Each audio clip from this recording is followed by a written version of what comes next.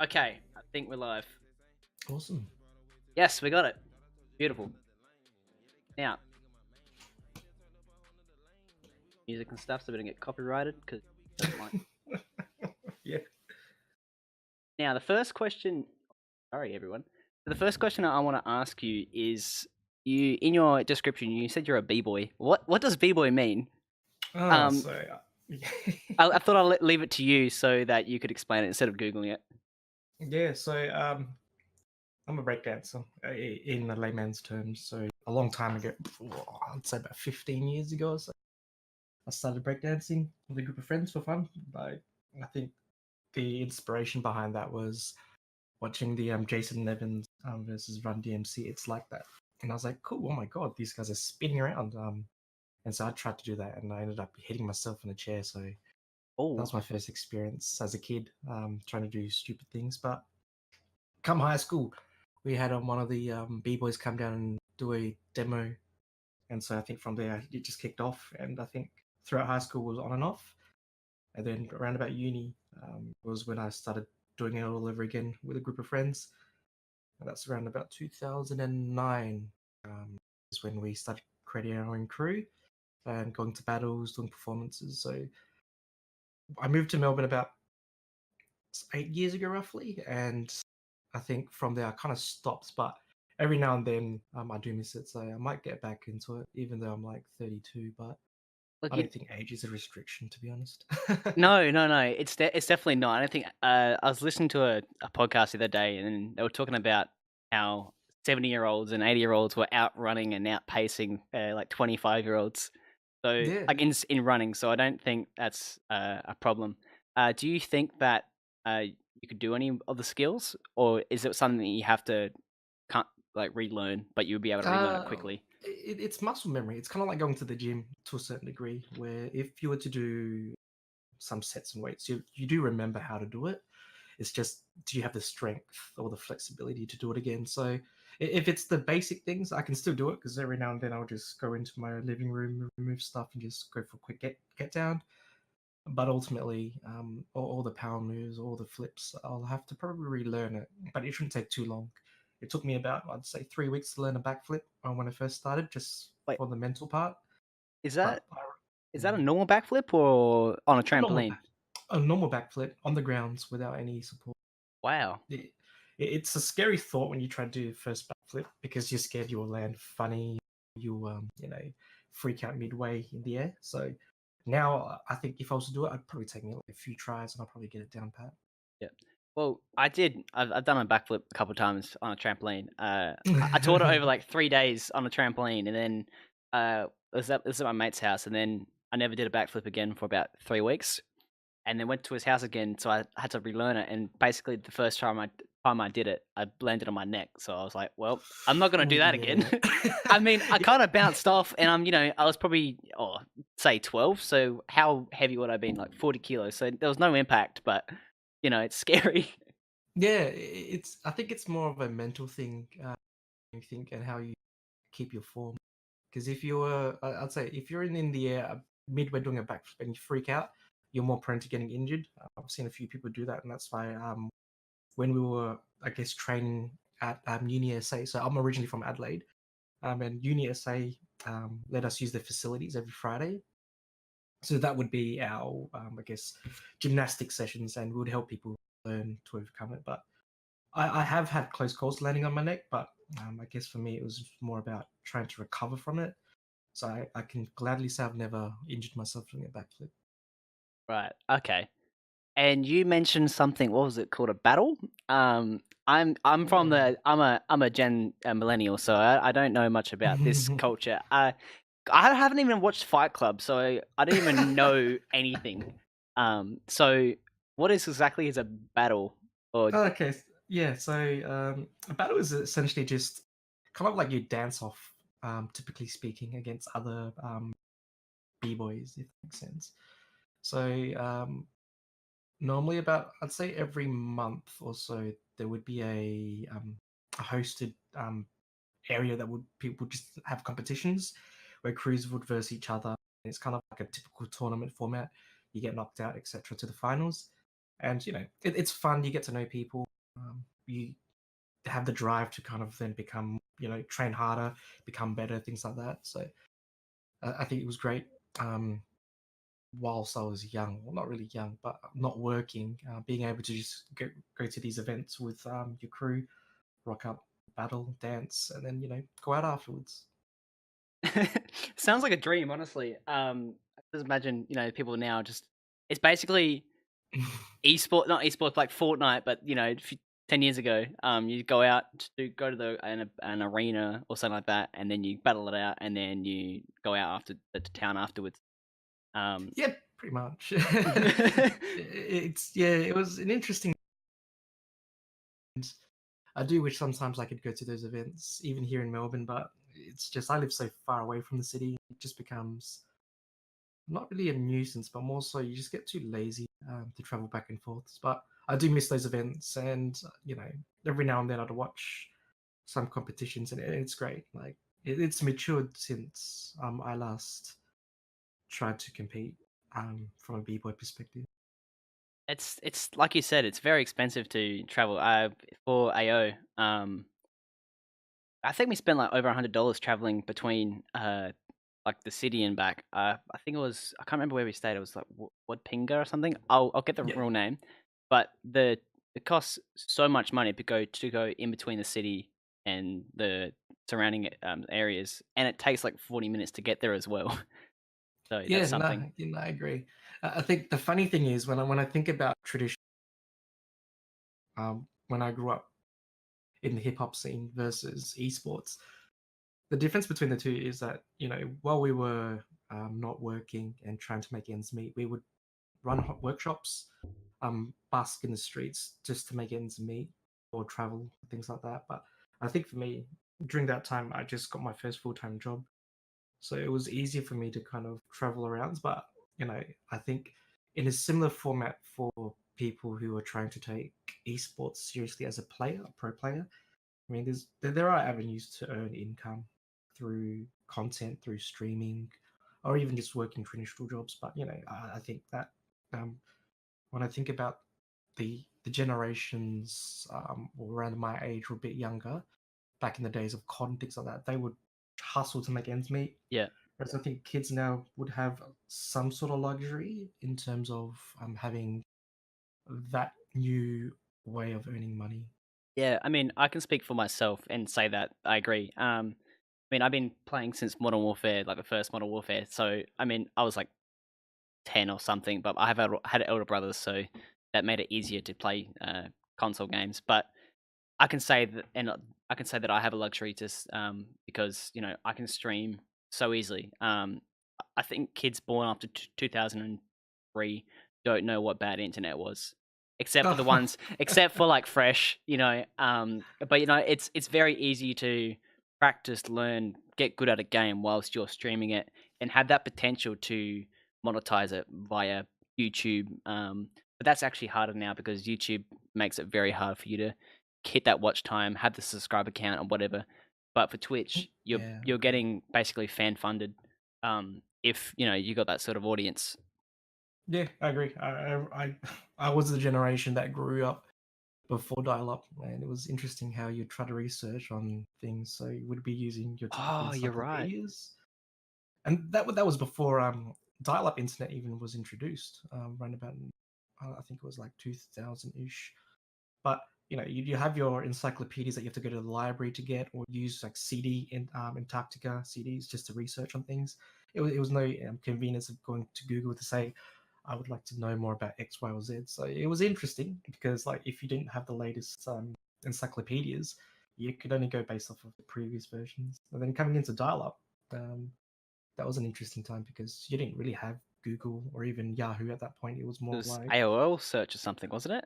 or even before that, I think it was like I can't even remember what it was called. It was like um Navigator or something like that. But it was really scuffed and it was really and it like the websites weren't pretty. It was just your basic HTML search site. So it's interesting to see how times have changed in terms of accessibility to information. Yeah, that's something good to touch on. Is that like there was a period of time in my life that I didn't have internet. But there was a huge switch from when I did to then like coming back to Windows. I think maybe XP or something like that. The Ah, the way the browsers got, I thought it was a completely different thing because the search, like your Internet Explorer had completely changed over a period of 3 years. You went from normal HTML text to, like special markup, like on the pages, and everything was so pretty. But 3 years before, it was disgusting. So it yeah. was really weird to be a kid and just be like, "Wait, what's this?" Yeah, I think even now when I think about people growing up right now in this stage, especially they've got access to Android smartphones.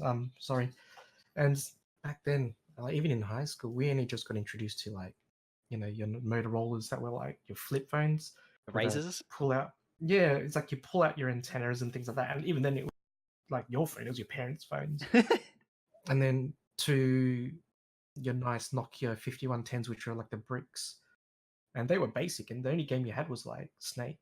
Versus now, where you could download like Clash of Clans or even Fortnite on your phone and I'll dig play that. Clash of Clans Rumble. is good. Yeah, it's an interesting game. You know what's But weird though? Oh, you go. sorry, Sorry. what was that? I No, was no. I was gonna say, do you know what's weird is that you still have to pay $100 a month for these phones. That you think now they're just pieces of junk. Yeah, pretty much. It's just interesting how easily accessible phones are, or even technology for that matter nowadays. Back then you'd pay like an arm and a leg just for a 3110. And 3110, all you could do really was call, make some messages, make your own music tones.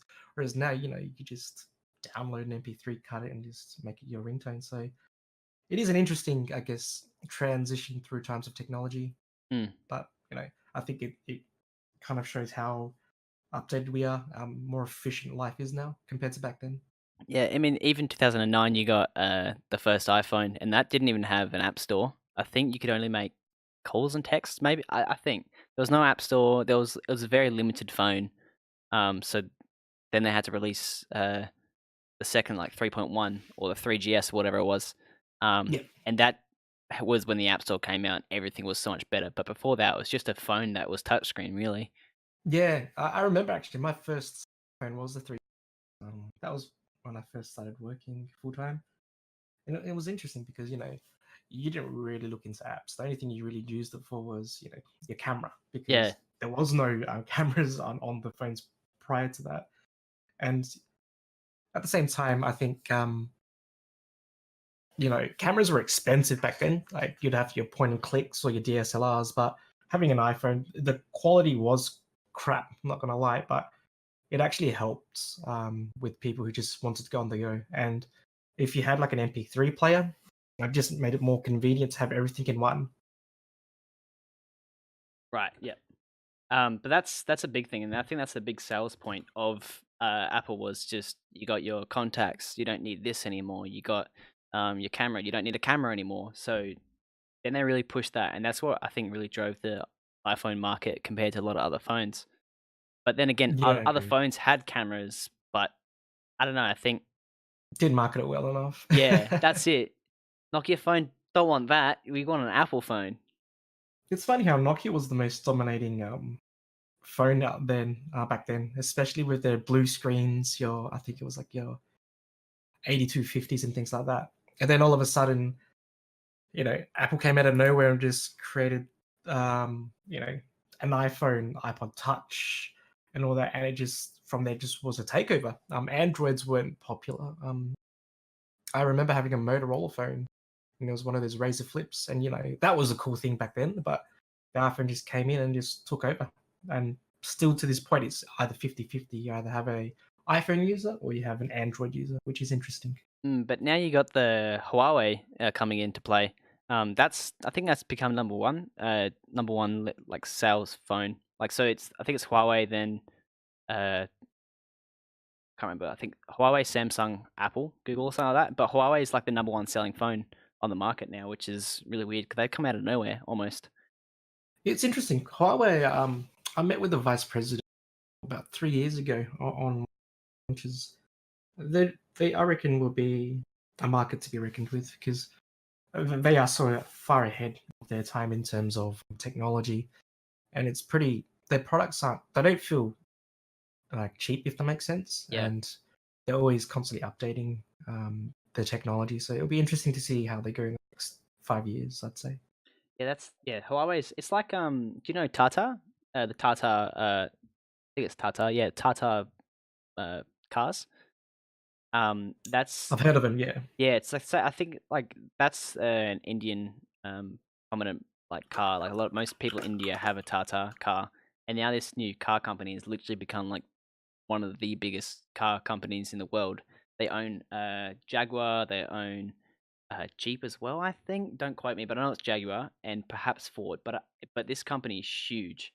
Um, but like once again, it's the same. Yeah. It's the same sort of idea as that. It's just blown up from basically just selling to a big market and just dominating that market. And once you've dominated that market, you can then expand onto bigger and better things. Yeah, Yeah. definitely. Now I was going back to your you basically being a grandfather of the internet. You have said that you've mentioned that you played World of Warcraft. I was a RuneScape boy. Um, but World of Warcraft, and a big thing about World of Warcraft, it's coming back. So one of those grandfather games are coming back to, you know, dominate basically the internet again. What are you going to be playing this time around? Yeah, I'm not gonna lie. To the launch, I might take some time off and play it again just for nostalgic reasons. So yeah, if you guys don't hear from me, I'm probably playing WoW.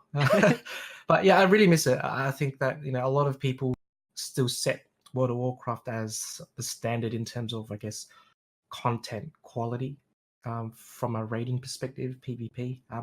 Even though vanilla was basic when I think about it now, and it had a lot of bugs and issues, and the graphics was pretty crap when I think about it now. But looking at the beta, the graphics have been nuts. But I think it'll be great. I think people can relive those moments, but I don't think I can commit my whole life into it again compared to when I was in uni. Only because I've got commitments now, and so I can't really just lose my life into World of Warcraft. Unfortunately, that's the reality. Well, how do you think that's gonna affect Fortnite? Because I think there'll be quite a bit of adoption, but are you expecting it to be the same as, um, you know, the Apex thing when everyone was gonna be like, Apex is gonna destroy Fortnite? I mean, this is a different game. It's not a battle royale, but in terms of viewership and user adoption, do you think it's gonna like make a huge dent in Fortnite or a No, different I game? don't think so. I think the demographic. When I think about Fortnite, I think if I think about the splits, I think majority are younger people. I'd say like from primary school to about early uni. At best like 25-ish. Like there are the outliers of oldies like myself playing it, but World of Warcraft I think would target the older demographics and the younger ones want something different to play. I don't see it as a competition. I think it just expands out for people as an added variety because I think this genre is more so targeted to people who are bored. And if you're a FPS player, I don't think there is an appeal there, but that could change. But I don't think that that's a direct competition for Fortnite. If anything, I think it's more of for the people who are looking for something else to play, and they're sick of your battle royales, they're sick of your typical FPS games. So it might be a niche market that will cultivate either those people, you know, bring in the old generation who stops playing games. Right. But then you see streamers. I saw, even Fresh, he was playing Minecraft the other day. I mean, that's an FPS, but it's not a shooter. But a lot of players play League, or a lot of them even play RuneScape. So I feel like a lot of players and a lot of the audience isn't necessarily just um in terms of whether it's an FPS or not. I think it's where the crowd's going. And not to say that Yeah, people are sheep, but I think that, when you're seeing a big crowd of people have fun and enjoy something, I think that will make you play that game more.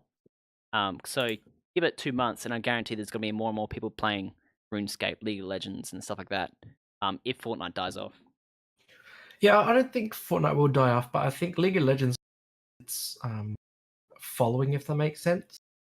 So I think if you were to think about any market disruptions, I think World of Warcraft could be that potential market disruption. or it could just be another expansion to look at, like, I guess, out of the gaming industry more for other people who are looking for a game to play. The game itself is a bit, how would I put it? Uh, A lot to take in at first, if that makes sense. But you're in your own world, you're in your own character, you're only controlling one person, and you don't have to have the pressure of fighting other people. So I think the people playing RuneScape or Minecraft might jump into this. I do see World of Warcraft coming back, making a comeback. In terms of like competitive, I mean, you do have your world first races, you have your battlegrounds, but I don't know. Yeah, I guess I'm more waiting to see what Blizzard does for that component, and I'm sure there's a huge following from the traditional games that would come back. So, I'm excited in terms of a push to have your own team and stuff like that. I'm not too sure because I know Method have their own, so they would probably be like the benchmark of, I guess, understanding what can be done from an esports perspective, or even content for that matter. But I'm sure there'll be a lot of streamers who would stream, purely to try to break into that market, just like how Ninja did with Fortnite. So yeah. I'd say that there'll be a lot of people trying to do that with World of Warcraft as well. It's funny you mentioned that whole thing. I have a big theory about how Ninja and Myth became so big, and I want you to talk to you about this, but I think that those two got really big and seas and stuff like that. Is that they had huge boost from YouTube videos, those compilation videos. You had Facebook pages and like Reddit threads just boosting these guys with their like cool kills or like their final kill cams. And they had an explosive growth over a short period of time because of these pages, and these pages had a very similar growth. Like I tried to make a page and I didn't really wasn't really active on it, but that page went from 0 to 4,000 followers on Facebook. So my theory is that these pages and stuff really boosted these guys' channels Yeah, from I their mean, point. but how I see it is they were the early adopters in terms of streaming it online, Fortnite. And generally speaking, when the new game comes out, you kind of want to watch a decent player play the game, if that makes sense. Yep. So when you think about Fortnite back then, like you'd think of your people like Summit, Ninja, Myth, Mm. um, any big content creator that was playing it at the time, they would be watched a lot. Even Grimm's, he was streaming, and so from there to I guess their growth and success. Like I was watching Ninja probably when he was hitting 5,000 viewers. Yep. So that was probably like end of season one, roughly. But he was hitting his snipes, and it was just your normal snipes now. But people would lose their minds because it was just a great shot, and building wasn't that great. So that's probably how, in my mind, Myth made it because everyone thought he was the best builder Yeah. to watch, and to learn. Whereas if you watch like anyone now, like everyone can do their typical 90s and build and edit, and I think that whoever sets the precedent earlier on would get the biggest slice of the pie, and that's how those guys got big. And I think you know from there, like it goes viral through other methods, like clips, groups making montages and your compilations, and from there it just spreads and goes viral, and then people then, if they didn't know about Twitch, will then go on Twitch to watch it, because I think that the good thing about social media is the ecosystem that you can have, if you do it right. Like there'll be people who use Facebook but don't use Twitch. There'll be people who use YouTube but don't really know about Twitter, etc., etc. So it's just about having that word of mouth and getting that one viral clip that would set you up. So that's the thing is that I think the the older I get, the more wise I get. The longer my beard gets. Don't worry, it's not going to go that long. I hope. Um, I think that Reddit's very powerful, a very very powerful tool for word of mouth. Yeah, I You, agree. you hear about people on podcasts or just talking on their question and answer videos. All these big YouTubers, streamers, whatever, have mentioned Reddit and said they share their content on Reddit. And Yeah, I'm not a yeah. Reddit user, so it's kind of daunting to me to go, well, hang on a minute, should I be posting on Reddit? Should I be doing these things to boost It's myself? funny you say that because I'm a massive Reddit lurker. Only because when I grew up, the only way to socialize was either your MSN, merch, etc. And then forums came out, which was Yeah. a great place to kind of, burn most of your time. So I think Reddit has that sentiment of forums kind of have died off, bar a few areas. But, you know, when I speak to people at work, when I speak to, the older generation, they use Reddit and they read it as just a place to procrastinate. And so following Reddit's journey through different gaming titles and a lot of content creators, I think a few of them made their break through Reddit, just posting a simple first episode of something, and people really enjoyed it and it was well received. So I think an example of that was Destiny. So that game was probably about 3-ish years ago. So Mr. Fruit, who is someone I followed from Reddit, created Destiny content and now he does like variety. His journey, in my mind, he's been a content creator for a long time before that. Posted a clip on his episode on Reddit, and that's how I found him. That's how a lot of people found him, and that's how he made his break. And I think that it's just about trying to find that nice medium to get that viral video. So you're telling me that if I post this on Reddit, there's a big chance that it's going to go viral. Not a big chance, but a better chance. You're going to increase your marketing funnel. Yeah, that's right. I mean, I think don't be afraid of reaching out to different social platforms or different forums and things like that. Like, you just never know. Like how a lot of people became successful that either went through the professional gaming career or through other third-party uses or marketing groups is just having that one viral clip.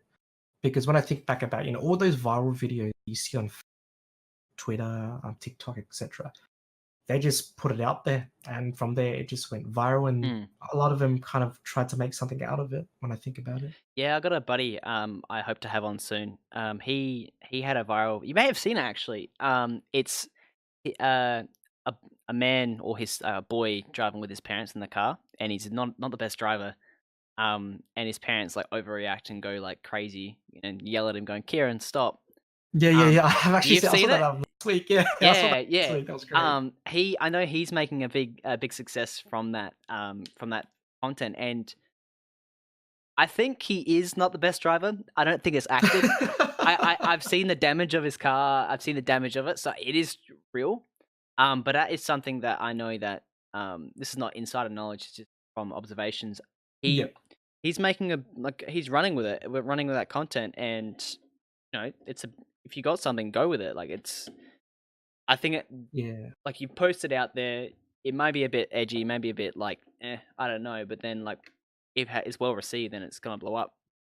Yeah, of course. I think that the first step is that viral attention, and then from there it's trying to maintain it, because you get a lot of people who have that one shot viral video and that's it. They haven't done anything with it because they're not too sure how to approach it, or they're just not too serious about it either. But at the end of the day, like once you get your first big break, it's about how do you continue that I guess sensation, cultivate that following, make it into something. And I think as a young kid, you would know what to do, right? Like, you're just like, oh, I made a viral video, sick, clout and getting followers. But some of them would continue on trying to make something of similar and have failed. And I think it's just, don't be afraid of trying, just do it, and you'll learn from your mistakes, because essentially that's how a lot of people make their name, is they just kept being consistent with something, and they just continued on, push through, learn from the mistakes, started experimenting, go on different social platforms, getting that awareness out, and then from there, you never know, you might just be the next biggest thing to come out. Now, is that something that you help in terms of Renegades? Do you help the boys, like they're very, very talented players, but when it came to online success and streaming and putting their name out there, was that all on them, or did Renegades have a part to play, and you have a part to play in that sort of growth? I think they were all in different stages of, I guess, their social career, if that makes sense. So if I was to rewind back to about this time last year, before the team was signed to Renegades, I remember Jesse and Jordan were streaming. They were streaming smaller numbers, I think 30 concurrent viewers, and they were streaming consistently. So for me, I didn't have to do too much to help them, because they already had themselves set up, if that made sense. Yep. Whereas Fresh had nothing Mm, He wasn't streaming. He I didn't have followed any his video journey. content. Yeah, and it was interesting because the only reason why I found Fresh is he Steams rolled me end of season 1, in season 3, somewhere around there. But I got steamrolled. Holy crap! I have not been steamrolled by anyone. So I quickly searched him up on that track, and I was like, okay, I can see why I lost him. Like the top player in certain categories, win rates, etc., etc. So I messaged him. I'm like, yeah, man, what the hell? And from there, it kind of made me curious. Like, is he streaming? Why is he not big? And I didn't see anything, and I was like, this is such a waste. Like, I can't this you know become just a pro player and that's it. Like, got to get him out there to show his worth. So I chatted to him, and I realized, like, well, I can see why he can't do anything because his internet is preventing him from making any content. His computer. And so, I thought I'd help him out. Slowly just do montages. The first video was around about this time last year, about May of last year. I helped him make a montage, his name out there through any medium. So I just said, just make montages for now until you can stream. And then once you can stream, at least, he can be then self-sufficient. So So you were obviously with the Renegades at that time. yeah, well before they became Renegades, I Yep. was just helping them out. Interesting times, I guess. And I think, fast forward to when they signed to Renegades, that helped a little bit with their, I guess, personal branding. And then fast forward to when Fresh was collaborating with Lachlan. That's when he started getting more attention from fan bases. And I think even in January, when the Twins and Fresh were at Australian Open, and then the Twins at Katowice. And I think the Twins' journey was different to Fresh. Every time they got hosted by someone over in the States, they started getting more followers, and then they'll consistently keep their brand. And Fresh releasing YouTube content was the greatest thing how I guess happened for them, because then you've got that streaming to your YouTube, and then you through that way. And I think that now when I think about Fresh the Twins, I don't really have to do too much for them now because they're set up, they're self-sufficient. Yep. If they need my help, I'm there to help them. But I still talk to them on a regular basis, and so I think it's all about hand holding people on their journey. Being their dad. And yeah, essentially being there and present. One thing that I noticed a lot, especially in the Fortnite scene and in this region, is there are a lot of talented players, but they just don't have someone to guide them in the right direction, or their direction is very uh, ambiguous. yeah. And you need to stand out, and if you can't stand out, you're just another person. And I think that for the Twins, they had that niche market already. Two people streaming at once, the Twins. It was a great branding, so they didn't need my help. So they grew, and I think I'm proud to say that I didn't have to do too much with them. They're smart in the sense that they kind of knew what they were doing. So for them, it was just if they needed help in certain aspects of them. Whereas Fresh, it was just trying to get his exposure out. Him joining Click, those guys then helping him grow or accelerate his growth. So There was his success. how does without I don't want you to obviously, but how does Click and Renegades work around Fresh? Because from my understanding, Fresh is still in Renegades. Yeah. Um, So Click manage his I guess influencer side of things. So anything that's related to content, Fresh works with them and they look after them. Anything esports, and let's just say Fresh wants esports competition, league, etc. That's where we manage it. So we work closely with Click just to make sure there's no we don't step on each other's toes. So far, it's so good. I enjoy working with these guys; they're great, and they've got Fresh's interest in their mind, and you could see that success. And at the same time, if Fresh does decide to go back into competitive esports, we're there to support him. But in essence, it's just us just making sure that we cover all aspects of his career to make sure that he doesn't fall through. So right now he's heavily focused on content, being an influencer. So I don't have to do too much with him. I just check in to make sure he's okay. There's etc. I mean, that's exactly why these guys call you their dad is because you're giving them a helping hand and you're kind of really guiding them through life and making them be successful men.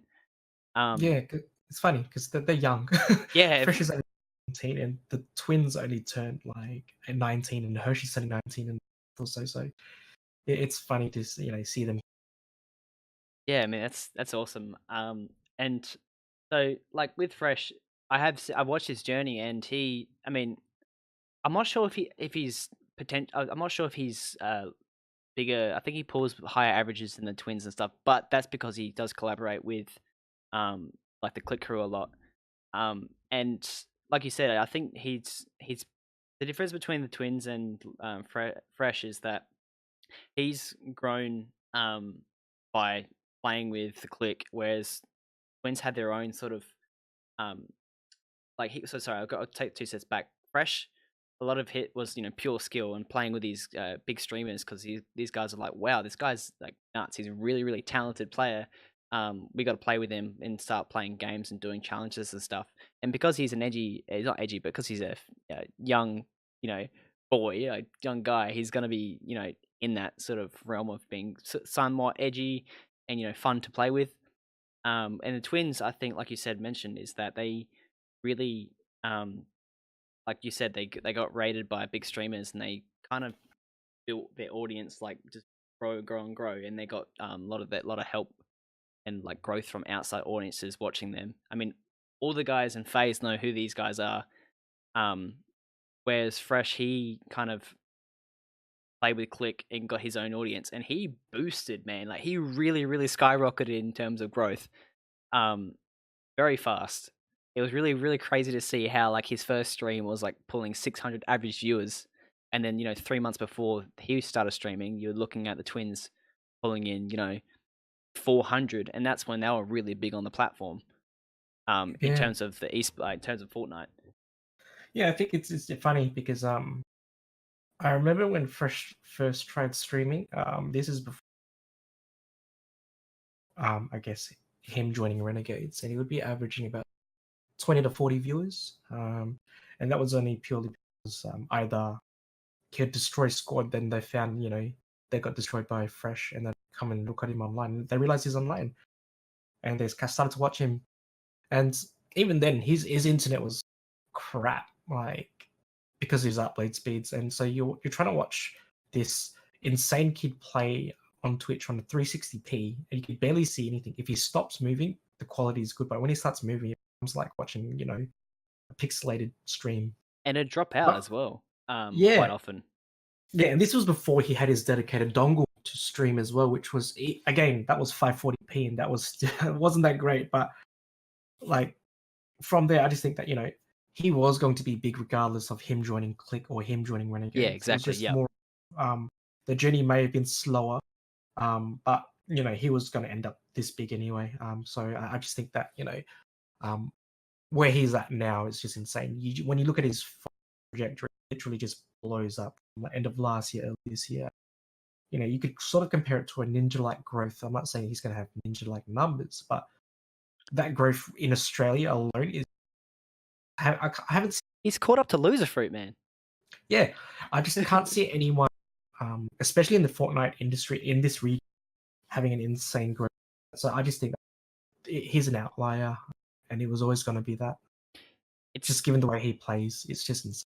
Yeah, I think it's kind of not, I wouldn't say necessarily mirrors Tfue in a way, but his growth was there. Tfue's like Turner's growth was going to be like inevitable, but I think joining Click, being a part of Renegades, gave that boost that kind of puts him on the spotlight now.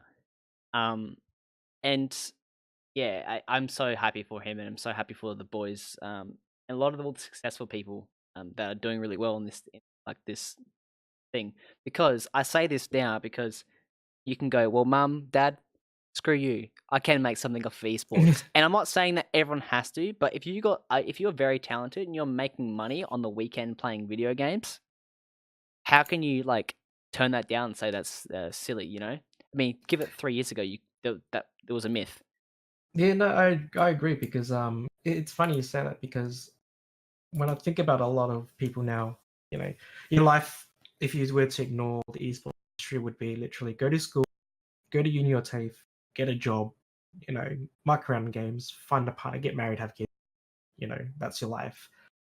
For the general, I guess, population. But then having this element where you could actually play games and make a living out of it, like traditionally, a lot of people be like, no. That if you asked me 10 years ago, if that was, I probably laughed at you because games was just a hobby, whereas now it's actually a thing. Mm.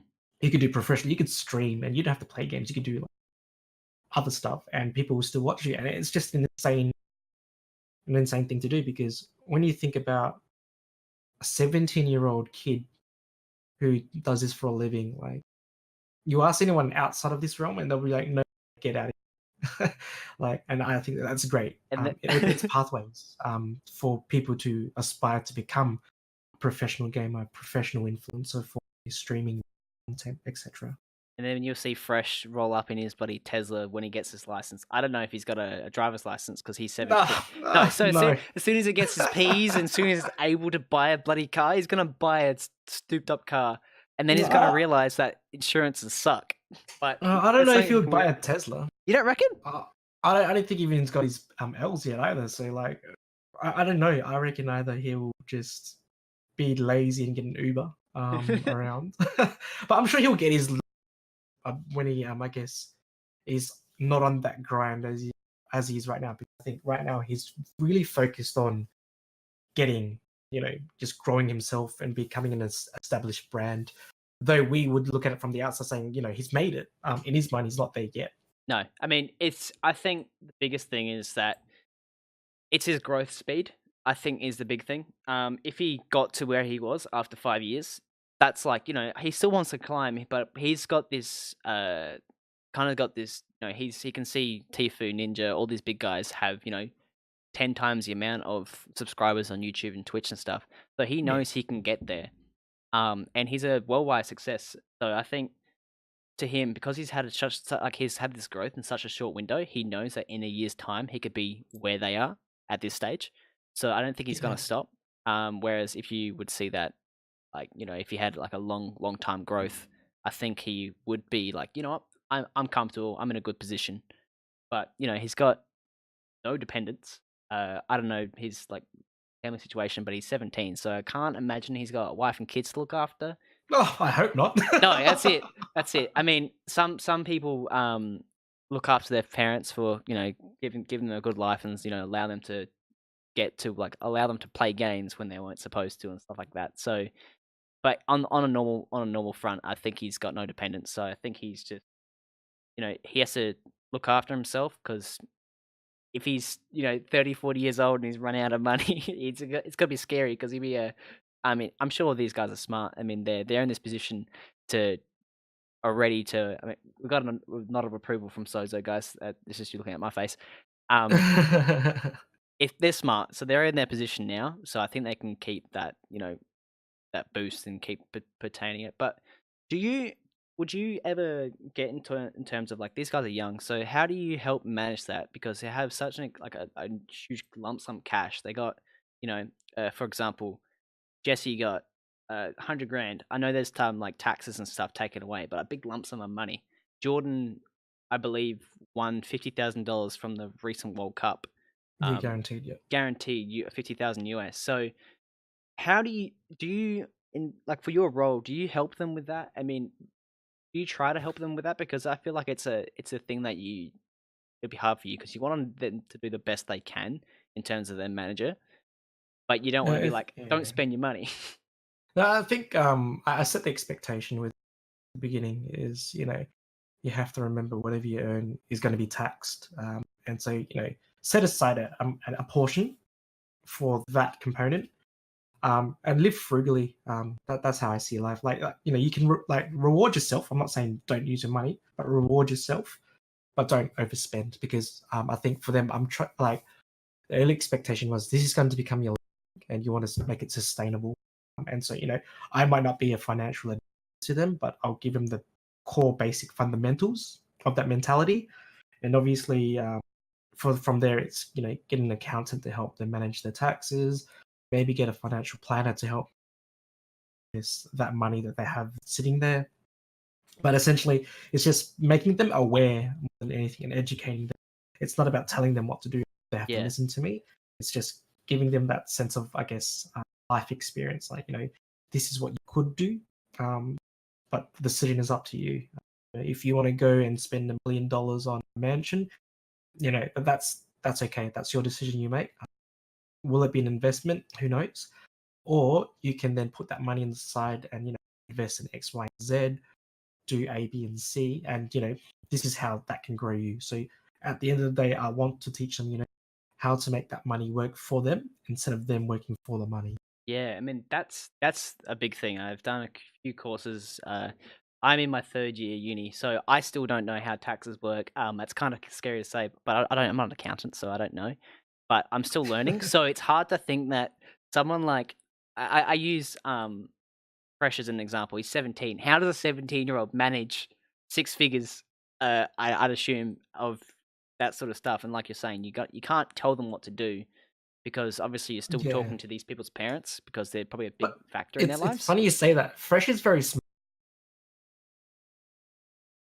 I don't see him having an issue, to be honest, because I think that he, when I first met him, he was so mature, 30 or 26, 27. And when I found out when he's 16, I was like, man, this kid is so mature for his age.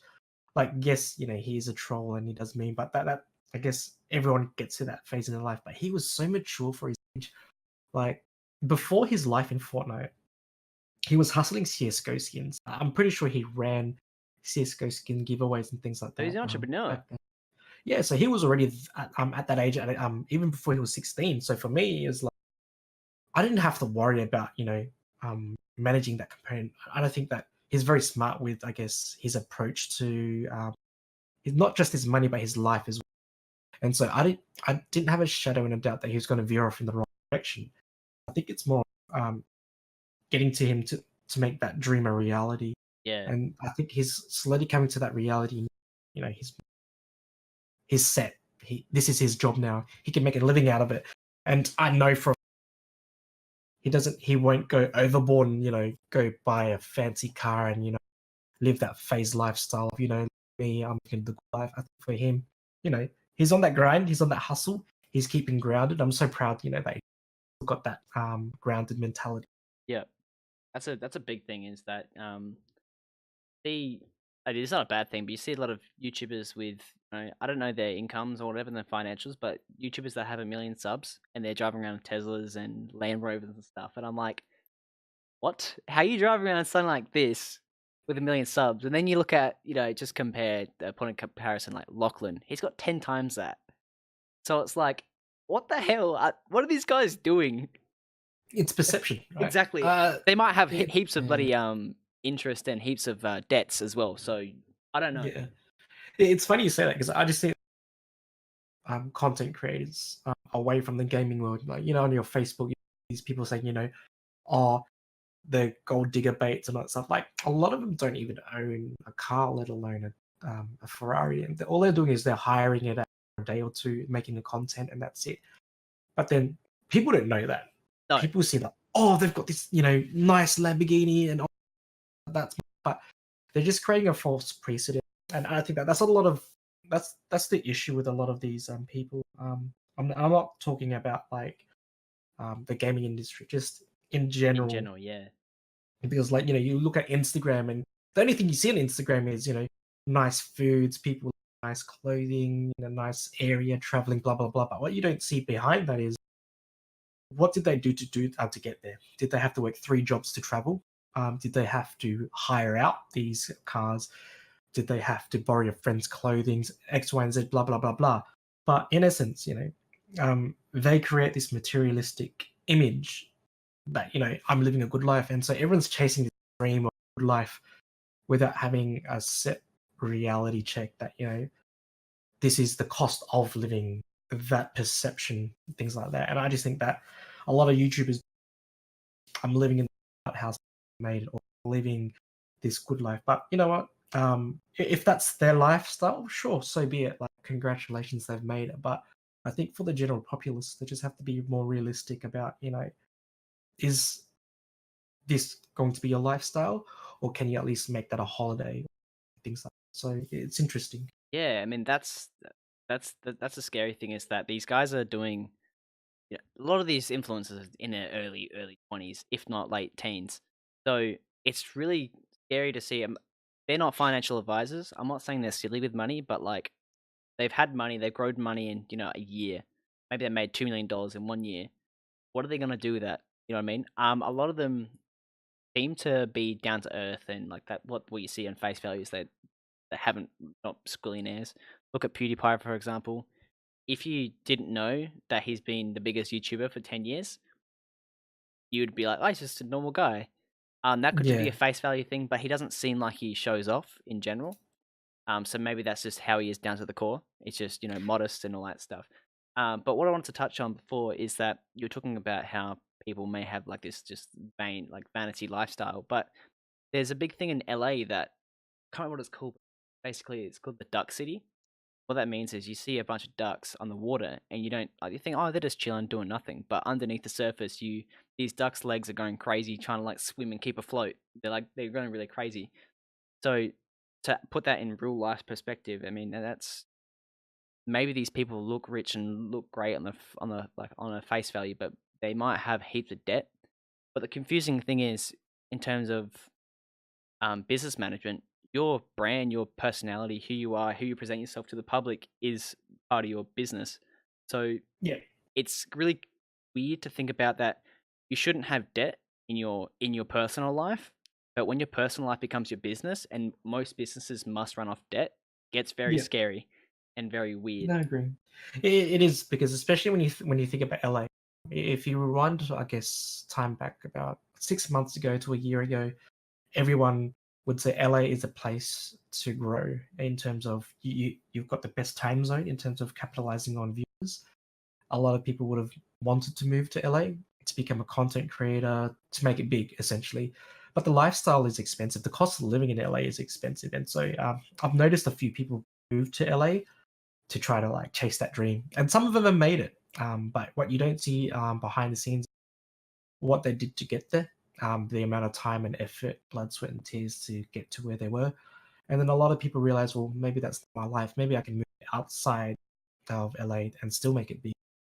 But um, I think in my mind, you don't have to be in LA to make it big, Hmm. especially especially in the States. The population is huge. Yeah, If people recognize the basics of just trying to become an entertainer, like I guess for me, it's will people watch you if you're just sitting there playing, or if you interact with them, take them on the journey, will you then garner more followers and things like that? And I think people got it twisted. Like having, especially when I think about having 20 viewers is like having 20 people watching the games.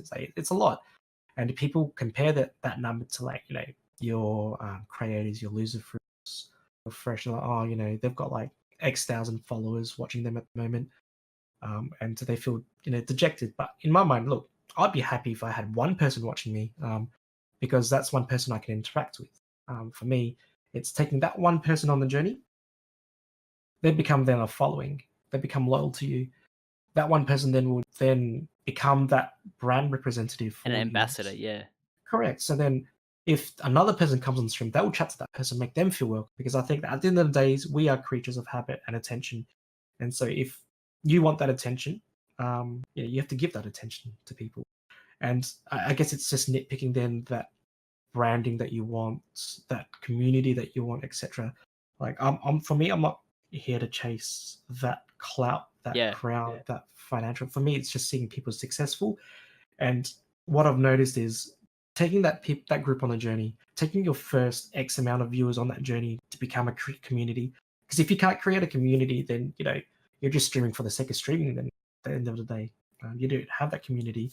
And if you have that community vibe, I think that's how you kind of slowly grow. And right now in Australia, like we've only just broken into the streaming market when I think about it realistically, because I think this time last year you didn't really have much variety of streaming. Whereas now there's a lot of streamers trying to, make chase it. that Yeah, dream. Yeah, and there's a lot of them that have made it. From a year ago when I've watched a few of them. So I think it's just about being consistent, having that community vibe, or at least making people feel included in your Yeah. stream, and then from there it's expanding your base to other social platforms, etc. That's very hard, and it's fun you say that because that's what I try to strive to do. But it's very hard for me because I can see the chat moving. I have the chat open, and I try to incorporate questions if they ask me direct questions or something like that. I try to include that in the conversation. But the whole thing is, I'm having a conversation with you. So I do read all the chat. It's just very hard for me to like stop the conversation, go, then answer. Yeah, But I completely agree with you. I think that it's very important to keep your like send people on a journey. The brand masters in any industry is making sure that their customers or their audience is taken on a journey, whether that be click on their homepage and they get shown an amazing video or whatever. You have to follow that journey, and that's how you, like you said, you get the people become loyal and then eventually become ambassadors for that brand. Um, and that I think that's huge, especially for streamers. Um, yeah, I think it's very hard though because I agree. I think that I prefer like 3 viewers that are active and then like know who I am than 100 people that like don't say anything. Not to say that I don't appreciate the people that are lurking because lurkers are important, but sometimes it's just people that um say for example you get 3 people 5 people that are watching your Fortnite game just to stream snipe you. um I don't know, it's this weird, it's a weird thing to have people do something out of spite, as opposed to just watching you and like trying to like engage with you. But like I suppose they are engaging with you, but they're not engaging with you in a positive way. And especially think about like you when you think you have something positive happen, for example. Thank you for the host. I appreciate that. Did I mean like I yeah. I broke should I have that broke earlier. I broke off the interview. Not interview, but the conversation. I should have done that earlier. My bad. It's okay. But yeah, I think it's hard because it really depends on the sort of thing you're trying to promote and the sort of conversation you're trying to do or whatever you're trying to have, because this is me racking your brain and like trying to figure out how you think, because I'm a very, the whole thing is, I mean, I try to explain this, but a big thing for me is trying to kind of rack your brain and really try to think, see how you think, and maybe ask questions that typically you wouldn't have asked, have had asked. Because if you know me, Reagan Burpee, as myself, and you were ever in any of my uni classes, school classes, you know I ask a lot of questions. Yeah, Um, so I've tried to filter that and make it be more professional. But in general, I am a very curious person. So that's why I think I love talking to people, but that's why I'm so like really focusing on this stream, is that I want to have a conversation, want to ask questions, because questions, I can't just walk up to you and go, "Hey, Sozo, what about this and that and that?" Like I wouldn't have asked those questions of you at AO. I mean, I would have had a conversation with you. yeah. Um, you know what I mean? Like so, yeah. I got off topic, I got off track, but I've said That's what I okay. say. It's so good. I just think, you know, in anyone that is trying to do something, it is a grind, and you have to be prepared for the grinds.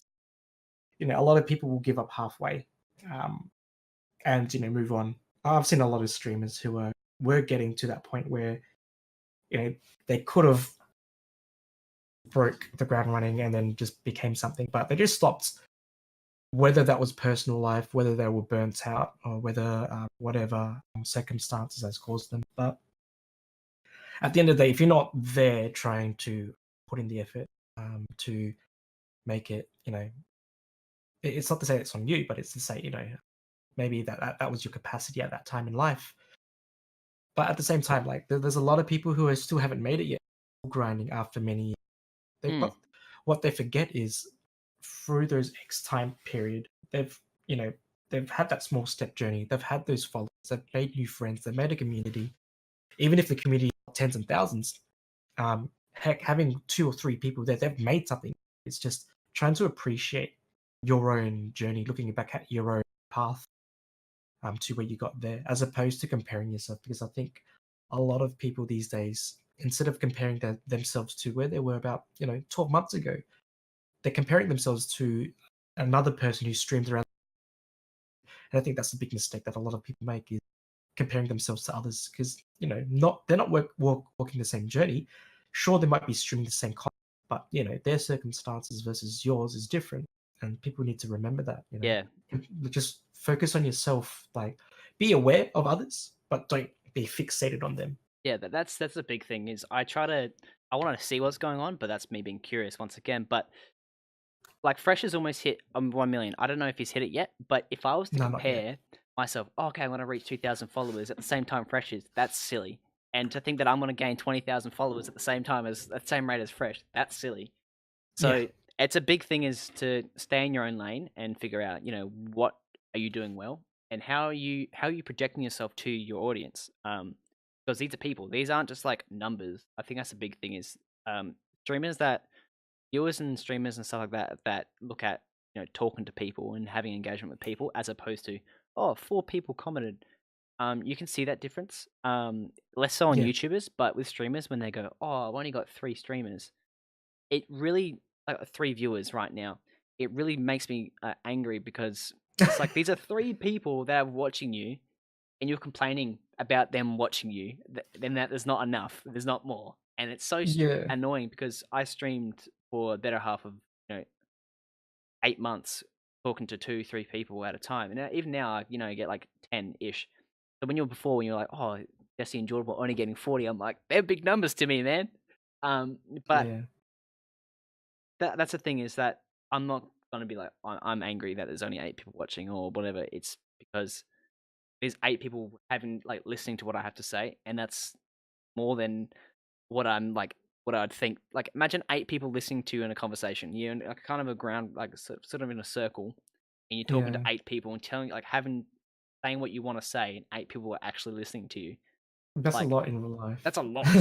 So Yeah, good. Yeah, yeah, and yeah, I think everyone, like you said, everyone's on their own journey, and everyone's doing their own thing. So you can't compare yourself to people that are in front of you because they're in front of you for a reason because they had a different journey to you. And if yeah, you compare yourself and then get upset, you're kind of chopping your own foot off, and you're probably going to stop your streaming career very early on. And I'm sure you've seen it lots. A lot of people stop their careers, whether that be after a week or whatever, and they just think they're going to have explosive growth. They're going to be as big as Ninja in 1 month. It's not how it works. yeah. It's just funny because I know players in Fortnite, they're streaming. They're probably only getting like 30 viewers, 40 viewers, but there's a lot of things that I could interrogate to find out why they're not hitting the numbers. And the one thing is patience. Like, you have to be patient when you're a streamer. I think a lot of people have the instant gratification of, I'll get it now, I'll get it straight away, I'll be big straight away. But it doesn't happen like that. Like, you think about what Ninja said about his job. He was streaming a long time just to even get his first. Like, he's been grinding out, and no one knows that. They just see, Ninja, big Ninja, he's like the biggest guy now, and blah blah blah blah. But you have to appreciate each person that has started somewhere. Like Shroud as well, Summit as well. Like, Yeah, heck, even Fresh as well. Like, and he's a great example because he's one that I know in real life. Like, his journey. No one knew about his before he made it big. Like, and the ones that did were in the Fortnite scene. Like, but they didn't know what he had to do behind the scenes to get to where he was, that's to right. Yeah, get that exposure. Like the small things he did that kind of amounted to where he was. I could guarantee no one knew that he was using Fortnite Tracker as his one platform to grow his base for YouTube and Twitch. I'm sure no one knew about his computer that was about to give up on him when it was trying to be unprofessional, let alone him farming cryptocurrencies to try to make ends meet, or CSGO's. Those are things that people don't see behind the scenes. Like freshen up. No one knew that he had to he was living off of rice every favorite meal. He never had like HSP, let alone Uber Eats and things like that. yeah. So it's just, yeah, interesting. And how did you know, Spork? We can see the reflection of your glasses. Oh, yeah. So I'm a good multitasker. No, that's all right. That's like I like how you say that. There's technical issues with people's growth. One thing I'm scared about. I mean, I'm streaming. I'm in front of my like bunk bed, and if I, 4 years from the track, I'm in a studio, like interviewing you and like as a comeback, as like a again after 4 years down the track. People that are new don't know that I'm streaming in my bedroom. Don't know that I'm on a bunk bed. You know what I mean? So it's really really satisfying to see the people that and be like friends with the people that have been along the journey for. That's why I don't get angry about my vlog channel. My girlfriend and I've been doing it 4 years now. We have Yeah. 1,200 followers on 1,250 subscribers on YouTube. It's because we're not a makeup. We're not like we don't have our own niche market. So we're a vlog channel that basically has it's a very hard thing to start because it's a very muddy market to grow in. But Yeah. I'm not angry about having only 1,200 just because there's 1,200 people that have individually clicked and said subscribe, and there's still people that are watching, and the channel's still growing. Just we're not going to give up on it because that's kind of defeats the purpose of ever starting it. It's like, and if we do blow up, we have a back catalog, so much stuff, and I suppose why Fresh is focusing on content now is that if Fortnite slips up, and Fortnite's no more, at least he's got a back catalog of hundreds of videos that people can still watch and enjoy. And like, hey, I watched a video the other day of Lachlan playing Minecraft, and it was unrelated to Lachlan's videos. It was with I think Bargain Canadian or something, Yeah. and Lachlan was in it, and I was like, what the hell? Like this is from like 6 years ago, and it's Lachlan. Yeah. Lo and behold, it's Lachlan there. So yeah, it's interesting to see the growth and change and stuff like that. Yeah. And I think that's a key element. As a brand or an influencer, you don't want to be known as the person that plays XYZ game. You want to be known as the influencer, the brand itself. Because I guess in my mind, success isn't about you streaming getting millions and thousands of viewers. Mm. It's about if you were to change your current strategy into a different game, or you're to pursue something else that's not Fortnite, you're not your typical standard AAA title games, will your followers still follow you for the sake of you? Or are they just playing you play that game? And that's what I say to a lot of people is your success lies in your following. So if you were to say, let's say, Fresh, for example, 5,000 viewers at the moment, if he was to play another game, will he still have 5,000 viewers? Or are they purely just watching him for Fortnite? And that would kind of tell you your true, I guess, success or where it lies. Because, if if he was to only get 10 viewers playing, I don't know, CS:GO, that to me says that he hasn't really hit the nail in the head in terms of brand success. Because in the grand scheme of things, you want to convert them into different social followings or social platforms. So if you were to be on YouTube, if you were to be on Facebook, Instagram, are they going to be there following on that journey? If you were to play, I don't know, Apex, if you were to play Warcraft, etc., will they follow you, and will that still be consistent? Because if it is, you can live a comfortable life like Shroud does. Like I think Shroud's a prime example. I guess a brand that people will follow regardless of what game he plays, because he's so good at the game, regardless of what he plays in terms of FPS. So if you can replicate that for yourself, then you've made it. Yeah, definitely. I think it's a nail on the head. But do you think that it really depends on the game? So if a game generally pulls less numbers in general, I don't think that, and it all depends on people's circumstances. I have hardcore like my friends that watch, but their circumstances in life have changed. That means that they can't watch the streams anymore. But doesn't mean they're not still there to follow. It's just life has changed. So if you're trying to convert that to between different games, maybe you just don't like the game. Maybe you had a bad experience of the game. Doesn't mean you don't enjoy that streamer. But how much percentage do you think would be the difference? Because I'd say give or take 10%, or if a little bit more. So if you average 100 viewers and you play a new game and it's about 80, I think that, like you said, I think that's forgiven. Because some people just don't watch that like certain games. Um, like World of Warcraft, for example, it's a game that it's very hard to know what's going on.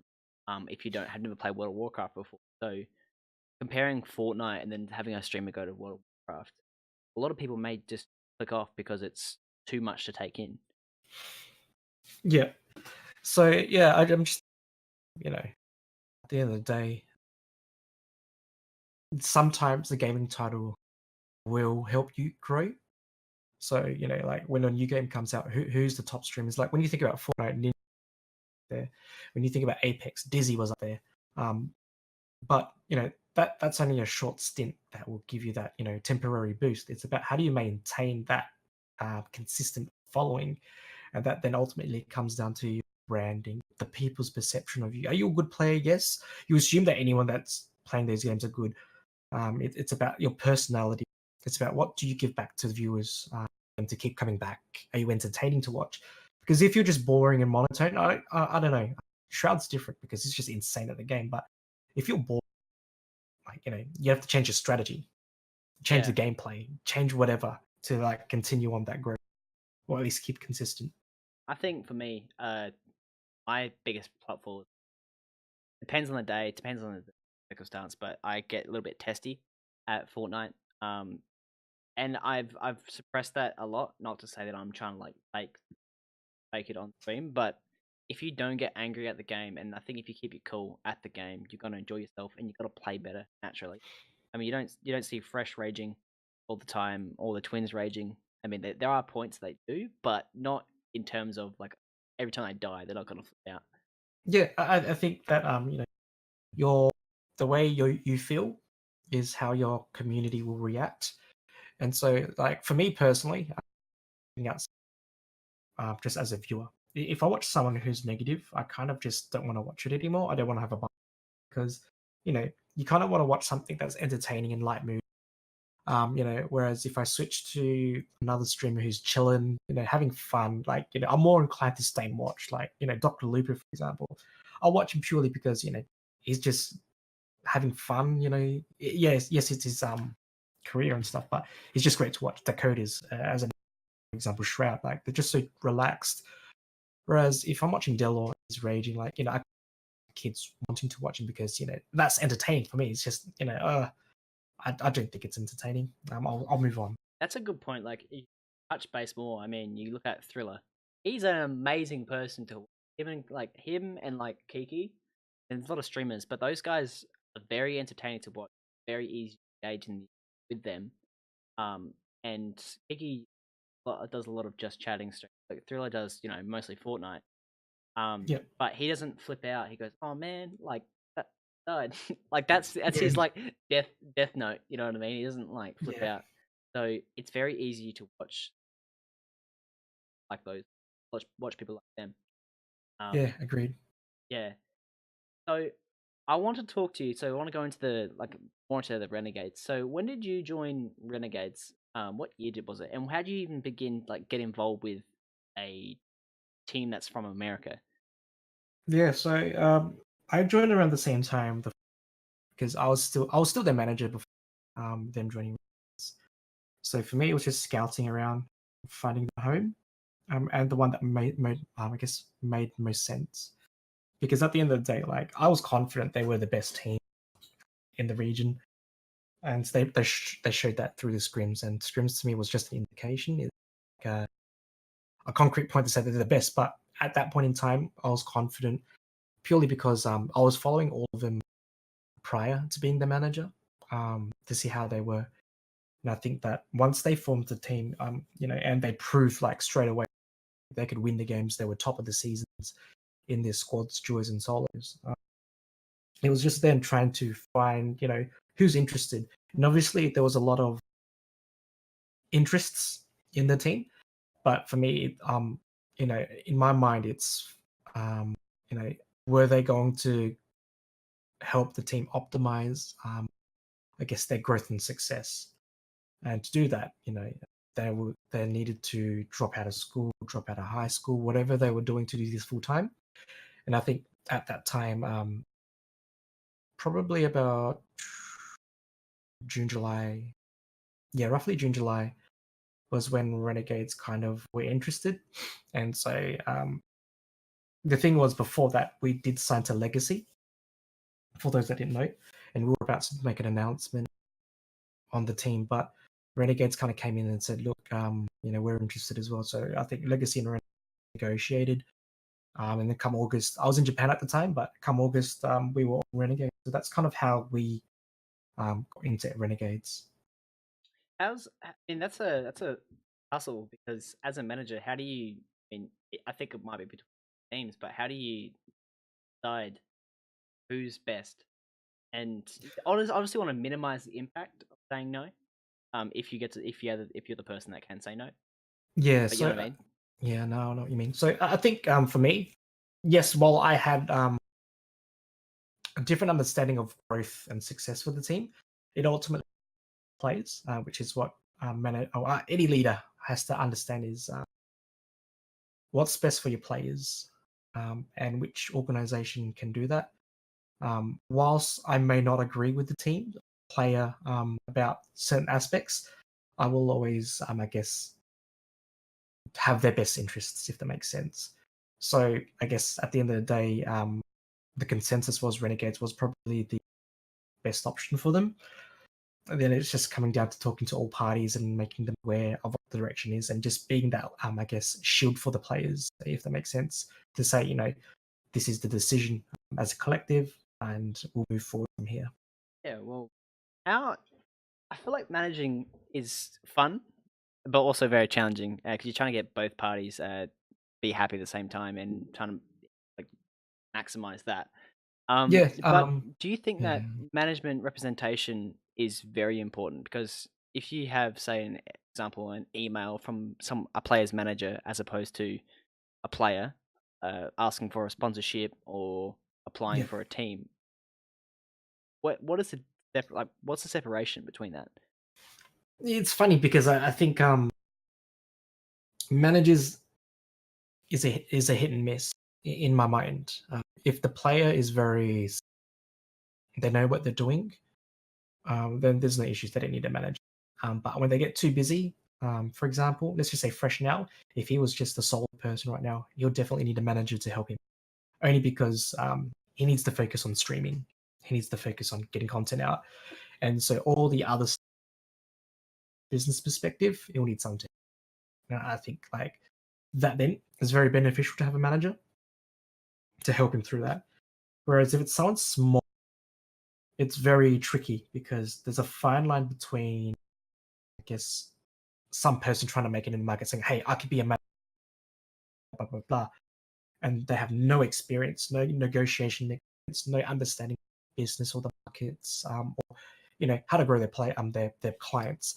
That can then be a detriment to the player or the brand or the influencer. So I think that whilst there is benefits there, if you're trying to break into that, I guess, player management, it's all about trying to educate yourself.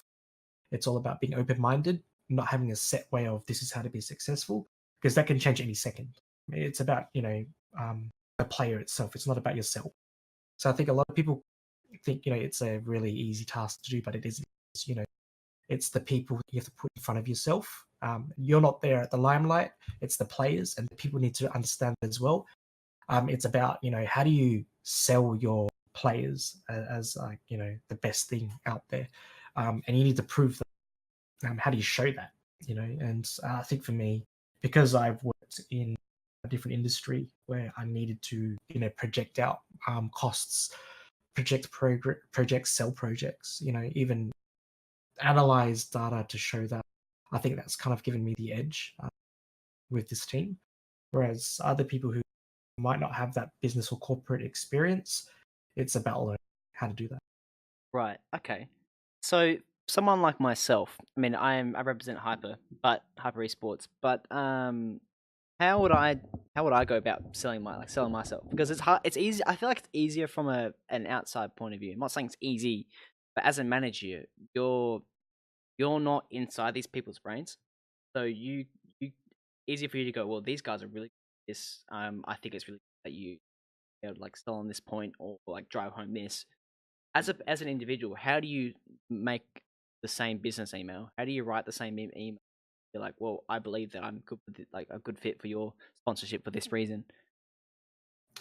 It's interesting because I think because sometimes you might not even hit success or first reply because they might not know who you are, let alone who your branding is. And I think it's about getting out there to network, to get to know people. there's a lot of conventions that happen, like kind of like a business. You need to network. You need to go and put yourself out there. Say, hey, look, I am blah from this company. Let's chat. Get to know people, not just because they're at that position. What I notice a lot, there's a lot of people who will try to get to know you because of your title, your position, who you are. Because let's just say why sponsorship, that person, you want to get to know them. If you genuinely don't want to get to know, they can kind of sense it. And so then it becomes a very businessy kind of approach. Yep. We have X million followers. You can benefit by ABC. This is what we can offer. And I think that, it has to be a two-way approach, which is, if you want something from someone, what can you give back that's at an equivalent level of value? It doesn't have to be monetary, but if you can show them that it is worth it, then that's how you kind of create your first handshake agreement with a sponsorship, things like that. And you can't really go straight away to your big brand, you know, I don't know, Logitech, HyperX, your Razors, and say, hey, look, I am a sponsor and this is what we can offer you, because they could look at that and say, yeah, no, we don't want you, or they'll offer you a lower tier agreement, which might not be good for you in the long run if you grow. I think it's you start off small. You have to start small. You start with the small endemic, non-endemic sponsorships that are that can sort of cater to what you want at a compromise, and you grow with. You can't, outgrow them or they outgrow you, because if that happens, then that's how you lose sponsorships. That's how it becomes messy. Yeah, I think like I still think I mean I think that I'm still too small for my stream to be sponsored by individual uh companies. I can't think of any company like I like to think that I could be sponsored, but I think these people are putting not only putting giving you a product if they're giving you products or whatever, they're also um kind of like they're associating themselves with you. So I think with it at a smaller stage, it's very a big wild card to sponsor someone that's sub 10,000 followers. Do you have a different understanding of that? Like if I from my sales, I have 1,600 uh, followers, I average about 10 average views, and this is like, do you think that's a sponsorable size, or do you think that's still we still got some headroom to go and we still need to grow a little bit more to Yeah, reach that? I think working with a lot of PR companies, a lot of at the end of viewership, if you don't have a big following or small concurrent viewers, you really do have to be creative with how you sell yourself, because realistically speaking, people will be like, well, you don't really have a big following. I could find another group that has 20,000 followers on their YouTube, their Twitch, their Facebook, etc. And they're more inclined to get those people on board. So I think sponsorship from a small person who's only on like 1,000, stuff like that, you kind of have to put yourself out for smaller deals with smaller companies, or show them that you can project that return on investment for. Because I think a lot of influencers and a lot of groups, to show your sponsorship, that you could prove to them, there'll be 10 people who click that link and they half of them will buy something. That's what people kind of miss out in terms of, I guess, showing that value to a sponsor, to someone you want to work with. Because if you can't do that and you can't follow through with that, then they won't work with you again. And so, if you grow your, there's more of a grouping there that they might be interested in. And I think especially in the Australian market, if you've got 20,000 followers and it's just 1,000 viewers, how many of them are Australian, for example, in this region? Because then that means that the sponsorship in this region would be more inclined to work with you if they can get some form of value out of you from that perspective. Markets, click-throughs, product sales, etc. Yeah, and then that's a good answer. And I think once again, it's hard. It's I think it's hard for small streamers that are at that capacity but don't know their size, because you've never done like affiliate links before. I mean, maybe you could try with Amazon links, and then you could sort of like I wouldn't say fake it till you make it, but Amazon has affiliate links, so maybe you could go, oh, like this is sponsored by this, or I'm sponsored by that. But that's kind of being disingenuous, because you're not really being sponsored by them. You're just affiliated with Amazon, and you can kind of sell that product. So it's a bit strange to kind of have a model to work from in terms of that sense. Yeah, I agree. I think, like if I was to be a small streamer and I want to pursue this career pathway, I think the first thing I'll do is just stream, get consistent numbers and followers. From there, have that ecosystem of social media presence through other platforms. Even if I don't use it, I'll learn and I'll try to understand why do people follow the likes of A, B, and C influencers, and kind of sort of mirror that model to your own approach. But you have to tailor it obviously to the tackle. So if you're an Australian streamer and you want to, hit Australian followers, it's going to be a lot slower versus you being an Australian streamer targeting the US audience. But at the same time, in that essence, from a sponsorship level, especially in this region, they want to target Australian markets. So you kind of want your split to be predominantly Australian viewers. So if you've got 500 Australian viewers watching you at the moment and it's concurrent, you're in a better proposition than to say to regional sponsors, I've got X many people, they're at this age demographic, and a lot of them love blah products. We could work together to do, a sale or something like that, using my code as a discount or whatever it is that you want to work sponsor. You have to be really crafty, but it has to make sense. It can't be very ambiguous and far left that they can't do it. And realistically, a lot of sponsors budget. So you're fighting with other influence companies or organizations for that slice of the pie. So you really do have to think then beyond just yourself. You have to think as a business, what would you want if you were to give people, X sponsorships, blah, products, etc. Right, okay, that answers a lot of my personal questions. I'm not always thinking about wanting to monetize this or get the most amount of money because I want to make sure that I'm producing good content and producing enjoying myself. Because if I'm just sending business emails and like that and just getting turned down after turned down, that's I mean it kind of goes against what I was saying before, but it's not. But you kind of take effort out of what's important. And I don't think, Yep. fighting for sponsorships early on is important at all. Yeah, But agreed.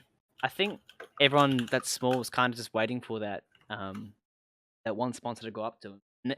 One legitimate sponsor, not a fake sponsor that goes, "Hey, hun, like your Instagram page, would like to Yeah. collaborate." Like Or follow for follow and things like for follow, that. like genuine sponsorships.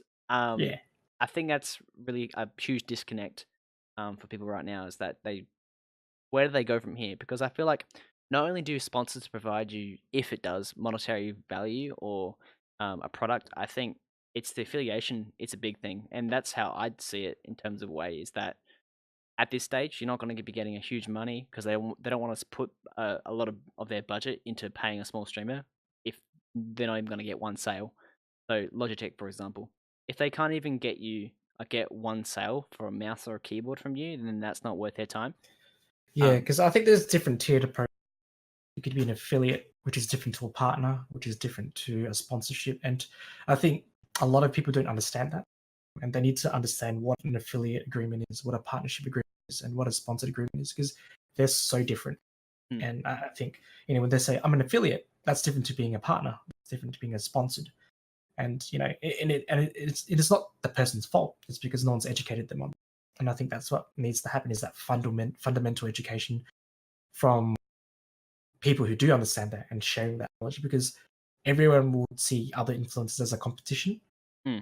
whereas myself, everyone can grow together if they work together. But like you think about over in the States, a lot of streamers, all of them grow together, all of them get subs together. Blah. Over here, you don't see a lot of that. I want And more of that, to be honest. yeah, and I think it all comes down to the maturity influence. Are they still focused on growing themselves? And which is by right. I'm not saying they're doing it wrong. You have to grow yourself. But at the same time, if you could grow with someone, I think that's amazing, because what happens is you're creating a nice ecosystem of community. So if you're not there, they'll watch the person you're playing with, vice versa. And I think that, it's a win-win for everyone. But obviously not many people think bigger picture, Yep. and they're not worried and they're not focused on the scene itself. If they are, I think that that's great. And I think you're sort of slowly right now in this region, but it still has its ways. I think that yeah, definitely you're seeing that a lot. When I went from how I said before about 8 months of just streaming to 3 people, I joined a community and then started engaging under a community, and a big community. A lot of Australian community is based under sort of like the click I'd say Loser Fruits umbrella, right? Everyone's following Loser Fruit. Everyone knows who Loser Fruit is, and it stems down and turns into like a little veins and capillaries off that. And I joined under that because before I was just streaming, didn't talk to anyone. I mean, I kind of stumble upon people in game, but that's the only people I talk to.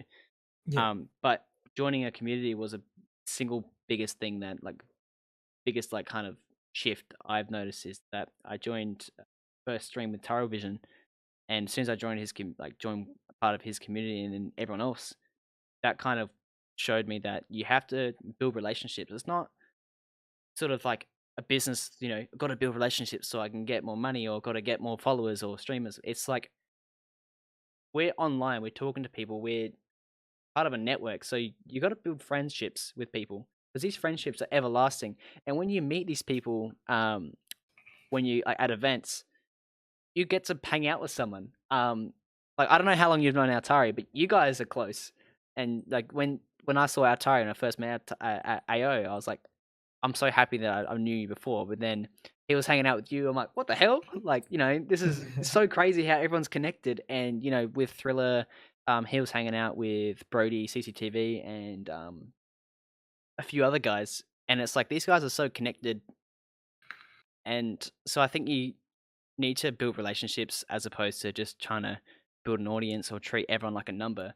yeah, Because yeah, because that separates first of all like success wise, but also you're gonna be happier and you're gonna be happier for longer because you're gonna be building relationships. And that's how I treat this and particularly this podcast is that I'm not gonna be like, no, you're not gonna come to this podcast because I'm not gonna give you a platform so you can take my viewers. Like, if I were to think like that, I need to get off this right now and like leave. And that's a yeah, one thing I've always heard from the best streamers, and more so from podcasters. I think is that no one's competition. If you yeah, think people are competition, you should just stop what you're doing because people are on there for something, whether that's to promote themselves or whatever, or just have a chat, promote their views. They're promoting something, whether it's, like I said, their views, a book, a movie, a comedy show, or whatever. But you're also building a relationship with them and you're having a conversation with them. yeah, And so it's not competition. Like, if people are still going to come back to you. So I think being professional about it and kind of um, being sensible about your approach is a really big indicator of whether you want to do business with. When I say business, I mean like collaborate with these people, with how yeah, their approach is and how you think their approach is. yeah. I agreed. I think it's just funny you mentioned Altari because everyone knows, but like when I think about Altari, entity person, you know, he loves talking to people and he genuinely loves to meet people. And I think that's a great mentality to have, purely because, when I think about a lot of people, um, let's just say you're a streamer and, you've got a community. When you meet them in real life, it's really different. It's not you just sitting behind a screen typing in words and chatting to people. It's actually you interacting in real life. And I don't think a lot of people can convert that online interaction to real well enough because they may or may not have the social skills in real life, or they'll just have a lot of followers saying, "Hey, I'm a ex streamer. Hi, how are you?" And you're like, "Well, who are you? Would you like to introduce yourself?" And I think that it's kind of scary when you think about that because you could be talking to them online and you could be perfectly fine, but then in real life it's awkward as hell. Maybe because the streamer might be all life or introverted or doesn't know who you are. I think people need to remember when they meet a streamer or they meet another person online is to introduce yourself. I'm X person, I met you through blah. And I think that kind of removes that awkward barrier Awkwardness, initially. yeah. Yeah. But then you've got a lot of people online who become a keyboard warrior. They'll troll people, but then you meet them in real life, they're so quiet. And I just think that I just find it really odd because for me, how I am now is how I am in real life. Like I'm not going to fake who I am online to be someone else, and then on real life you realize, well, actually no, that's not who he is. I just think just be who you are in real life. How you treat people in real life, just you just get a lot of trolls, and I think maybe they do that to get a kick out of entertainment, kill time, blah blah blah. But at the end of the day, if that comes back and bites you in the ass, that's on you. That wasn't on the streamer because they kind of caught that on you, and I just found that weird. Yeah, I mean that's a big thing. I'm glad you say that because I got so angry at myself because there's two things. So I wanted to approach a lot of people that I've met online. One of the first people I actually played with MF Vince. He's not MF anymore, but Vince. Yeah, I played with him, and I just got angry at myself for not going up to myself and going, "Hey man, how you doing?" and like having a chat with him because I wanted to talk with him because I play with him, I got along with him, and yeah, then kind of the juxtaposition is that I had a huge conversation with Marcus on Loser Fruit stream in front of like people that are watching, and I was kept my cool, and so I was like, I had a good chat with Marcus.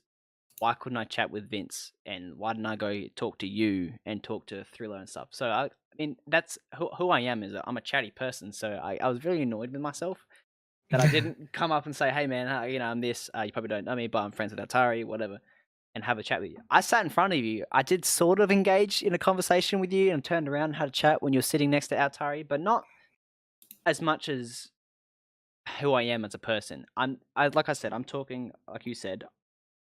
Who you are right now and how you're talking is how you are as a person, general. And I think that's the same for myself. So I felt kind of silly by not being who I was at AO.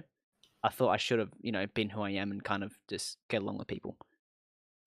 it is hard, right? Like it's you talking to a stranger. Not many people would do that. Go up to their stream, say, "Hey, I'm blah. I watch your stream." Because some people that takes a lot of energy to do that, especially if you're introverted or you don't have confidence and stuff like that. And I think that it just a lot of people just need to kind of take a deep breath and just introduce yourself. Don't have to be too full on in front of them and be like, "Oh my god, I'm your big fan," blah blah blah blah blah, because that would scare the crap out of anyone. Yeah. I just think just be very slow in terms of introducing yourself and gauge, like you have to gauge whether it's well received or not, because if it's awkward, you know what, that's okay. Like you will make it awkward if you think it's awkward. So how is it is just be yourself, talk to them, that's it. Give them space. Like everyone's human at the end of the day. Like I just can't imagine having 20,000 people run up to you, "Oh my god, hey, blah blah blah," because for me I'd just be like, "Yeah, I'm out." That's too much. Like I just think timing, getting a sense of like reading the person's, I guess, response also helps. But it comes with a experience, I guess. And each person's different. Yeah, it was really weird to see.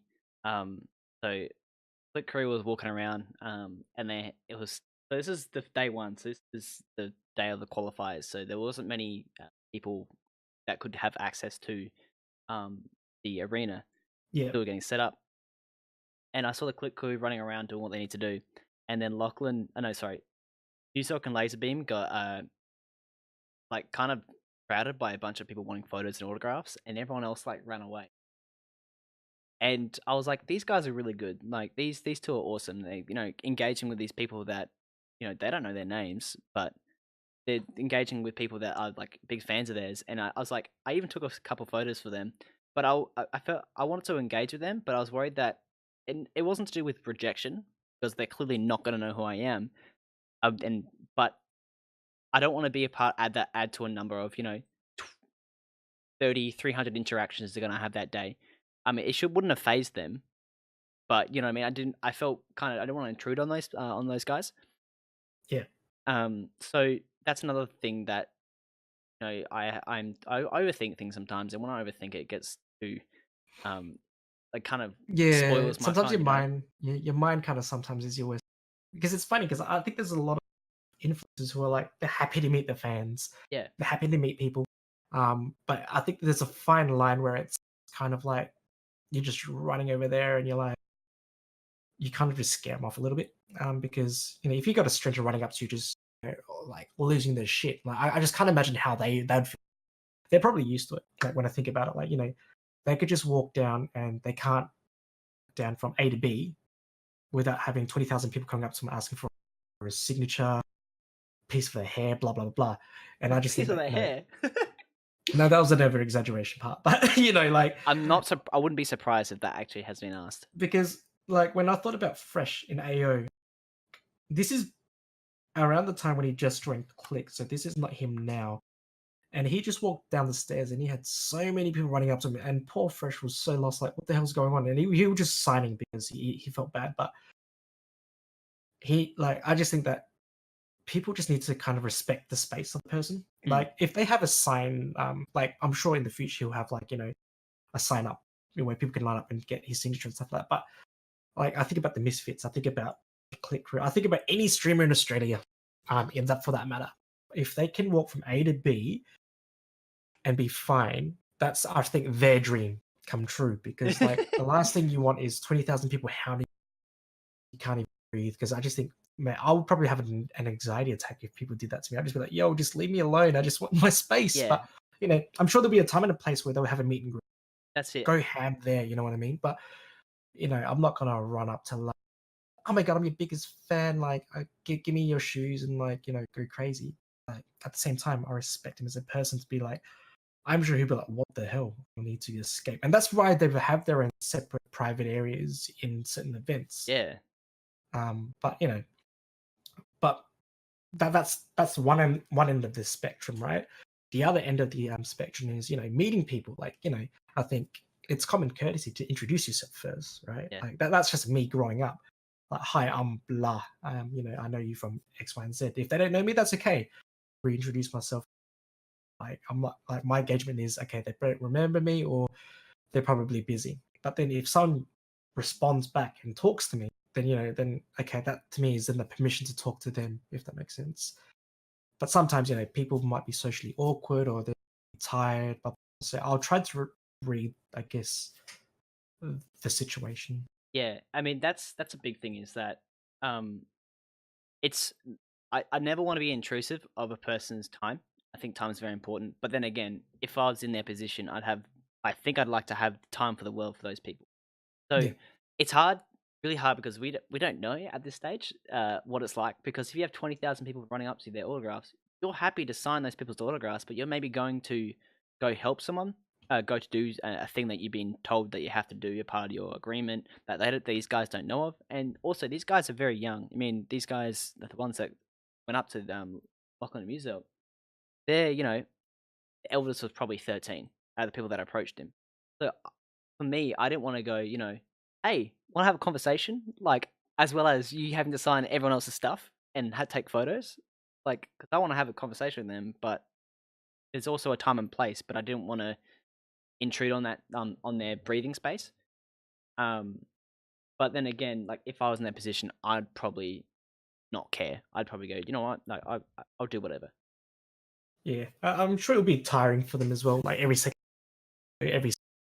signing of a shirt that comes with, I guess, their status. And I think with any influencer or streamer, it's going to happen. And it's just how do you adapt to that life, and they have to, because if you're going to be that big, it's like being a celebrity almost, right? You have to be prepared for these things, Mm, because at the end of the day, like that's why you're doing what you're doing, is because you're that grinding as well. Um, but it's kind of like a celebrity in real life, right? If you meet a celebrity in real life, you're obviously gonna like ask for a photo. Oh my god, that's why person from this industry, and you're like, that's crazy. And you know what? I'm sure they will have time to make for their fans as well. But obviously, also discretion, right? Like they're also human. They also want to get on with their lives outside the streets. So it's similar to that kind of situation, if anything. yeah. One thing scares me is that Kevin Hart once had a conversation about I can't remember what he said it, but he basically got off a plane, like a long hour, 10-hour journey, and he went to the toilet, and some dude was started like hounding him whilst he was in the toilet. He was it wasn't a quick session either; it was a long toilet session. So this guy was waiting outside to get a photo, and I cannot imagine the like discomfort Kevin would have had. And you can't reject them either, because you're happy to take the photo. There's not a problem to take that photo or speak with him, but it's a time and place, and obviously it's hard. When these guys see these celebrities, it must be really hard for them to be like, "No, this is my chance. This is my chance to have a conversation with my idol." Because I'd love to have a conversation with Kevin. And like Fresh. I think Fresh was with Lachlan, and the Click Crew, and then I think Fresh went to the toilet and was going upstairs to, I think, to the second level of the arena. And then when you were saying they were like having to sign autographs, it's like this is his first time he's interacted with fans, and it's how the hell would he be feeling that he probably has wet hands because he like just dried them on the like a hand dryer, and now he has to sign people's stuff. Like it'd be so strange for him. Yeah, I mean, he's only like even this year, even when he goes to PAX, like I could imagine like the crowd that would follow him as well. Because even PAX last year, I think about Lachlan, Music, and Cray when they were at the HyperX booth. Like especially Lachlan, he had to have like enforcers create a line or a space for him to go in and out of the booth because there was so many people at the booth wanting to play with them, get them to sign stuff, give away, etc. And so PAX is going to be very big this year in terms of the amount of fans that will go there to get a photo with the influencers, get signages, etc. So I think this year would be very different for Fresh because if he does go, I think there's going to be so many people trying to snipe him in real life. Yeah. I'm going to PAX this year. This is my first time I'm going to a convention. Oh, Um, excellent. I assume you're going, as you are, aren't you? Yeah. Yeah, It's in Melbourne, so it's an easy go. So I'm looking forward to it. I haven't got my accommodation yet, so that's kind of leaving it a little bit late, but I'll be fine. So I'm looking forward to catching up. I mean, I'm still in my infancy in terms of like meeting fans and stuff, but I'm gonna be so excited to catch up with followers and catch up with people that I've been talking to for over a couple of years now, that I yeah, haven't of met in course. person. And that's always something that I enjoy is chatting with new people that I necessarily haven't seen before. Um, yeah, are you because you're so involved with Renegades and you're like publicly involved and you're going to the events and you're making it known that you're at these events and you're basically these guys' dads, not dads, you're not plural. Basically these guys' dads. Said it again. Um, are you finding that more and more, or do people? I mean, when I say people, I mean the people that are very young. Do they just not care? How would I put myself? I like to see myself. I don't like to put myself in the spotlight. That's just me and my nature. If anything, like I leave the spotlight to the talent. I leave it to the influencers. For me, I just like to support in the background and move on. But I don't believe I have any fans. But if people come up and I'm talk your to me, fan. oh well, thank you. You're my first fan. Yay! But yeah, but for me, it's if people come, um, I won't say no. But obviously, I'm cognizant. Like if I'm busy doing something for the team or something like that, like I won't be rude and call them, but I'll tell them I'm a bit busy, but come back later. But for me, in my mind, how I see it is, everyone's there to see the team, other influencers, not me. I'm just there to have a good time and meet people, network, etc. Um, but I think at the end of the day, I'll never put myself at the point where I'll have followers as big as Fresh, things like that. If that makes sense, Right. only because you know, I'm not talent. I'm just more of a supporter, and that's me in anything in games in my life. I just like to support. I just like to see them grow. I like to see them successful. And if they go and become big, that's great. I've done my job, and the next person, next journey, whatever it is, I'll tackle it then. You might be bigger than success-wise than Nick Compton because he was support and he had his own followers. Nick Compton from Team 10. Oh, I don't know who that is. Sorry. Give uh, me a second. I'm just going to turn on my. all good. I saw the by sport. Um, but yeah, like it. He's kind of his thing. But yeah, guys, thank you for coming in and chatting. Sorry that I don't engage. We try to keep the conversation going and include any questions you have to the conversation. But I try not to steer too far from normal, like a normal conversation with Sozo. All right, I'm back. Hello, welcome back. I thought you were sucking on a marker, like a texter at the start. And then I thought about it. I didn't say anything, but I had a little smirk about it. But yeah. busted. Busted? No. It's just a vape. I like to vape every now and then. Yeah, Bad habit, but don't smoke, kids. don't It's smoke. bad for you. Would you smack the boys if they smoked? Look, how I see it is everyone um is they're pretty much the controllers of their own life. I can advise them, but I won't smack anyone. The only time I will is if they're doing anything illegal. Or So, anyone in general, I don't know. I just think that, live your best life, do whatever you want, but don't do anything that will cause detriment to your career or your life. yeah, video game addictions. No, I'm kidding. Oh, that's bad. No. They'll break us. No. But, I mean, it's funny. Video game addiction. I think playing games all the time, that's not video gaming addiction. It only becomes an addiction when it becomes a detriment to your health and your life. Which, there's a gray line in that, but that's kind of my thoughts. Is, if you're not eating, um, and your health is, kind of deterring because of your obsession with games, then maybe you need to calm down a bit. If you're feeling burnt, or if you're not doing what you need to in real life, like, you kind of should kind of like slow it down a little, because I reckon when I was playing WoW, I sort of got to, close to that point. That's probably why I quit. But like, I can see the controversy with people getting upset with saying it's a issue, but like in anything in life, right? In moderation is fine. You can play games every day. Like, there's no issues with that. If you're doing what you need to do you know, you're eating, you're cleaning your room, doing whatever you need to do, that's fine. I don't see it as an issue. I just think, for me, my perception in games is it's positive and it has a good influence and impact in society.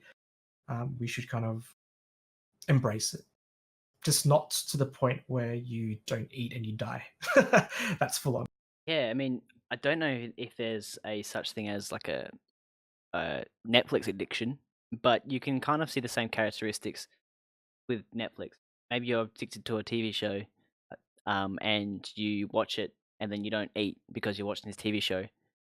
You can say that you can kind of express those same or like see those same things or the same behaviors, but is there such thing as a like a movie addiction or whatever, Yeah, I mean, or is it just being yeah. lazy? I think you could be lazy as one option, or the second option is you could be so ingrained that you forget, or your body kind of forgets about, it's hungry and stuff like that. Because when I think about it, when I used to play a lot of games, this is when I was younger, mind you, I could sit there and play for hours on end. But when I stop and pause, my body then realizes it's hungry. I'll go and grab. And I think that's with everyone. Like 6 hours to like 12 hours, and you'll be like, you're so engrossed in it. But when there's first signs of like being thirsty, or fatigue, or hungriness, just go. If you need to go to the toilet, go to the toilet. Sit there, your bladder explode. Like, if you're like, have a bottle of water next to you so you could drink while you're doing that. Eat food. Like, I know there are some people that kind of forget to eat, but they'll do it after stream, but which is fine. But for me, I love food, and I'll eat, and I think that I'll always try to have a set time when I eat and things like that. Yeah, I think it's a big, big, scary sign. I've never done it ever, so I'm never gonna like state it. But um, people that pee in their bottles or go to the toilet in a bottle or something, that is Oh, nasty. And no, I'm yikes. that is a yikes because I'm sure there's plenty of people that have done it. I'm probably looking at Vaspit or Clicker over here. I reckon, may have done it. Oh, But yeah, it's like something that's so ugh. How can you just not be civil and go to the toilet? I mean, I get not eating, yeah, but that's just a thing that you need to do. Just give it a minute and just go and do it. You know what I mean? yeah. I think it comes down to, I guess, efficiency. Some people will be like, I'm too busy playing or grinding X, Y, and Z, and if I stop, that's loss in progression. And so, they'll try to optimize that in their minds, any downtime, which I can understand logically, that thought process. But realistically, like, if you need to get up and do it, just go and pee. Like, I think that helps you stretch your legs. You're walking a bit to go to the toilet and back, and that's a little bit of a stretch there that you need to do. You can't just sit there for 12 hours in the same position grinding it because you're just gonna cause harm to yourself. Get hypertension, Yeah, heart that's it. diseases. And that's something that there's no. It's obviously research, but that's something scary, and I'm not looking forward to. Is all the people that stayed on the computer for 12 hours a day, when they get to their 40s and 50s, what effect now does when you're 16 have on your body when you're 50 and you haven't circulated your body and you haven't walked around now, and what that's going to do when you're 50. Yeah, no, I agree. I agree. I think um I always try to get anyone for that matter to at least like if they're not balancing their life with exercise, stretching, at least do to kind of keep your body active because it will come back and bite you in the ass. And I think that a lot of streamers, big streamers for that matter, have realized that, and they're going to the gym, they're exercising, and I think a lot of people just need to appreciate that your body also needs to be looked after because if you don't, then how can you stream? You want to be active so then you have that response time, things like that. Because when you come to my age, like it will definitely show all of the things that you've done when you were younger. Definitely. Even Ali, he started going to the gym because I wouldn't say he's been desk ridden on his like Xbox or computer or whatever. He's a PlayStation gamer, so I'm telling a lie. But he like you can see the effects of what 10 years playing an Xbox and only like content creating does. You get a wiry frame, you get very lean because you're not using your muscles. You know what I mean? And compare that to someone that's 10 years of labor, being a tiler or a builder or whatever. They're gonna have sore backs and knees, but they've got active muscles. But that's why Yeah, he's going to the gym. Is because probably can see health effects that his doctor may have said, you need to exercise because you're gonna, 10 years time, you're gonna have um, a stroke or something. I don't know, but you know what I mean.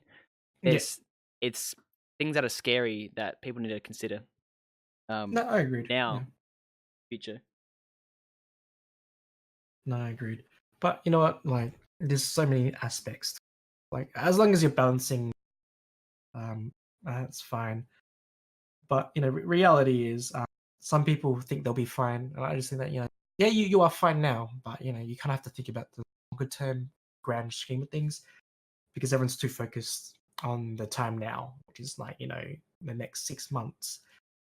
And I just think sometimes you just kind of need to give yourself a break, that room to breathe, or else you'll burn out. That's there. I think 6 months is still that instant. I think it's in psych actually, but like 6 months and to 1 year is where like your peak instant gratification has, and then Yeah, after 2 years and so on, you care less about. yeah, So I think it's people need to start working on a wider window. Like we've discussed this throughout this whole thing is that you need to work on not just what you think's important, but what you have to think about what actually is important in terms of the big picture. yeah.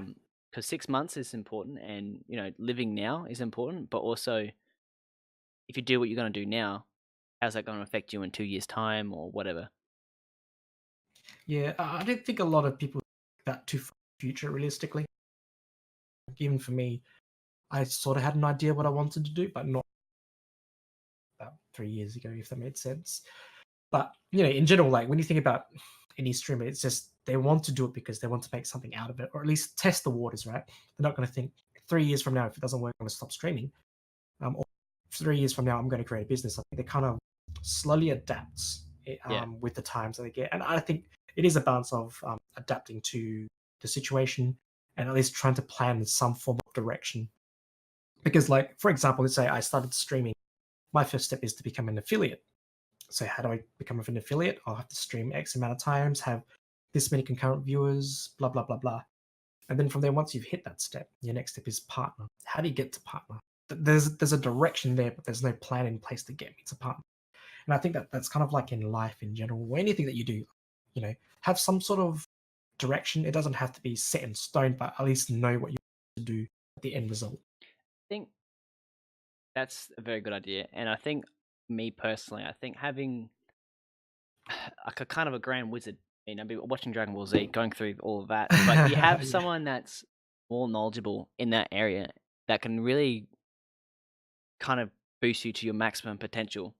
And you can see that with your guys. Like you've helped them. You're more knowledgeable about pushing them as far as they can because you know their potential. Um, so I think for me personally, it's important to have some sort of guidance from someone. But Yeah. a lot of it's hard to find that guidance or whether you're going to listen to that guidance. Um, maybe because, but the thing is, I should add as well is that it's not just one person. You got to take it from a multitude of people. You got to, like I said, build that relationship and network with people because you're an expert in terms of managing a esports team. But are you an expert when it comes to the gym? Two very Oh, important things in. actually, you'd be funny to say that because I used to gym a lot. Yes, but not since I got married. So But you'd be you know what I funny. mean. That like I go to the gym too, but I'm not a master. I even got a Cert 3 in group training, which is funny. It was part of my Interesting. yeah, but couldn't tell. So you're not going to be my PT? No, legally I cannot be a PT. I could train you and the Click crew or you and the Renegades crew together, but I'm not legally allowed to train just you. Yeah, of course. Yeah, it's really weird. I think it's a scheme. Like a stupid scheme because you could do whatever exercise you want, but as long as it's a group training, I can teach you. So if you and someone else, you and your wife, whatever, that's okay. But if she Yeah. goes to the toilet, that becomes a single one-on-one session, a personal training session, which I am not qualified to do. So it doesn't make sense at all. Yeah. Just to clear things up, like I'm not blaming my wife that I stopped gymming. I'm blaming the fact that I got married and too comfortable in my Yes, life. I see that. I see that come up all the time. My girlfriend and I have been in a relationship for almost 5 years, and there's always that meme of the two cats. It's like me and my girlfriend, then me and my girlfriend 5 years later, and then the cats get much fatter, but they both do because you both get Look, comfortable. yeah, it's funny because if you were to ask me about 7 8 years ago, I was gymming 4 times a week, and I'd wake up 6 a.m. about 5:30 to get ready to go to gym at 6, about for an hour every morning. Once I kind of got comfortable, I just got lazy. I was just like, yeah, look, I'm happy with my belly. Like got a dad body happening. But the thing is, I still exercise at home, 2 3 times a week, whether it's just doing a circuit, push up, sit ups, skipping, and stuff like that. But ideally, I'd like to get back into lifting again. But I'll get there one day. I'll Yeah, get there eventually. if you got the funds, you could always just get a home gym. I mean, depends on who you are as a person. I thrive off of proximity. Um, if things are too far away, because I really, really hate the fact that you have to drive long distances to get to places. Yeah, So if I had a gym at home, I'd be much more inclined to gym than it is to travel somewhere or go somewhere else. You know what I mean? So I bought just from Kmart 2 dumbbell sets. So I got 4 yeah, dumbbells in total. They're cheap as, but they're still weight. Weight's weight. And as long as it's yeah. in the right form factor, it's Gets the fine. job done. Yeah, that's right. I Yes. agree.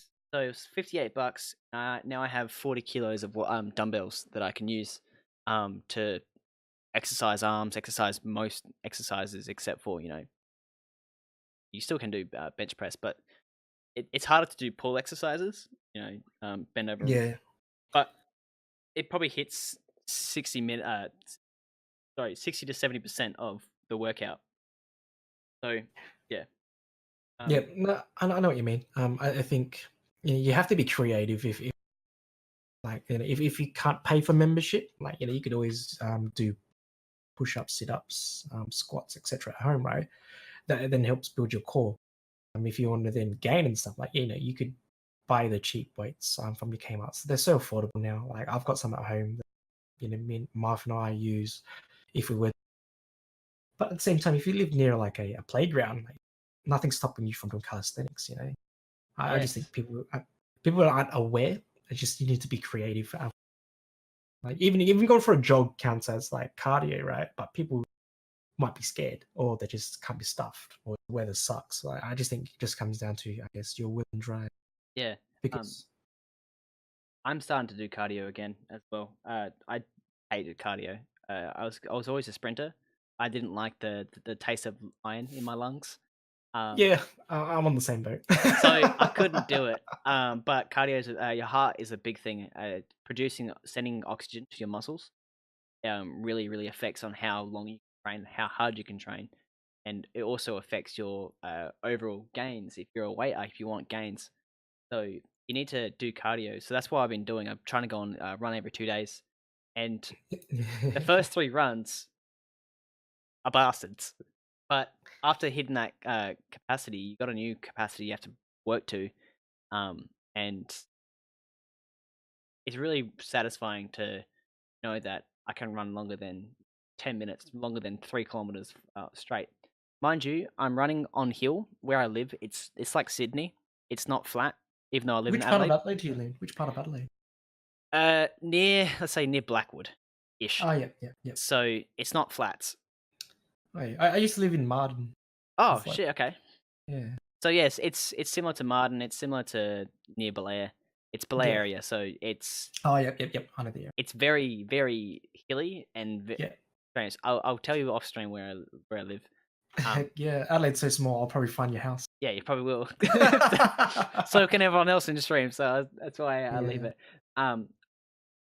Yeah, it's so satisfying to be able to run further, and at least I can go. Okay, if someone's chasing after me, I can run for at least 10 minutes. I can get Yeah. away for at least 10 minutes. Yeah, it's interesting because back when I was in primary school, I used to do cross country. I love sprinting. 100, 200 meters. As I got older, I prefer just going, jogs on the streets, things like that. And then I just couldn't be stuffed with cardio anymore as I got older. But that's probably one of the reasons I got back into breakdancing is that cardio element. Yeah, And it was great because that was when I was gymming a lot as well. But you couldn't tell now. But back then, I used to go to the gym, 5 times a week with my friend, and after that would go train dancing, do gymnastics. But I miss that life. But I've got to balance. I've got to be realistic. Like, I have to be strict to my schedule, which I've been very lax with if I want to gym. yeah. Have you got some photos that you could upload, or you'd be happy to upload of you in selfie with a mirror with your shirt off, going, "Look at me, I'm a Motorola Razor." I never did that. It's funny because like when I was gymming, I never did progress shots. I just did it for the sake of being healthy. And I was a skinny kid growing up, so for me it was just putting on some weight. So you like all the photos of me going to the gym. I don't have that. Never took. I don't know. I wasn't a selfie person when growing up, and anything close to gymming, like no, I don't have any photos, unfortunately. Which sucks because I can't show people, what I used to look like. But the people that knew would be the people in Adelaide, my crew. They wouldn't like. I got to the point where I was a size large. I was so happy. Which now I can still wear a large because of my belly, but that's a different story. But like going from a small size to medium, it was a satisfying journey. Yeah, I mean, I can definitely reflect on that. I'm not huge, but I've always been conscious about being small. My step family, my stepmom is Italian, and her parents are very Italian. So Like feeding you a lot of carbs. yeah, but they always go, you're so weak, so small, so whatever, Yeah. and it's just like you just pull a tear out of your eye. I'm like, I'm going to the gym.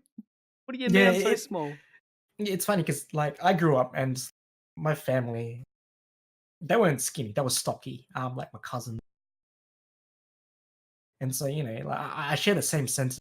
And it's funny because either people get dejected and they just go depressed, or they just turn that into motivation and just go to the gym, they'll eat as much as they can, and that's kind of how I kind of took it. Was I just got to the point where I was like, I'm just gonna start gymming. I can.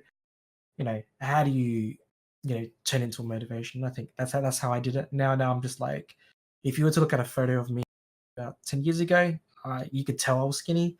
Now I'm just like, I'm comfortable with, I guess, my weight. I could shed off this belly, which I should, but I think I'm hoping to start back again to kind of get back into shape, but not a bodybuilder shape, but at least a comfortable shape soon.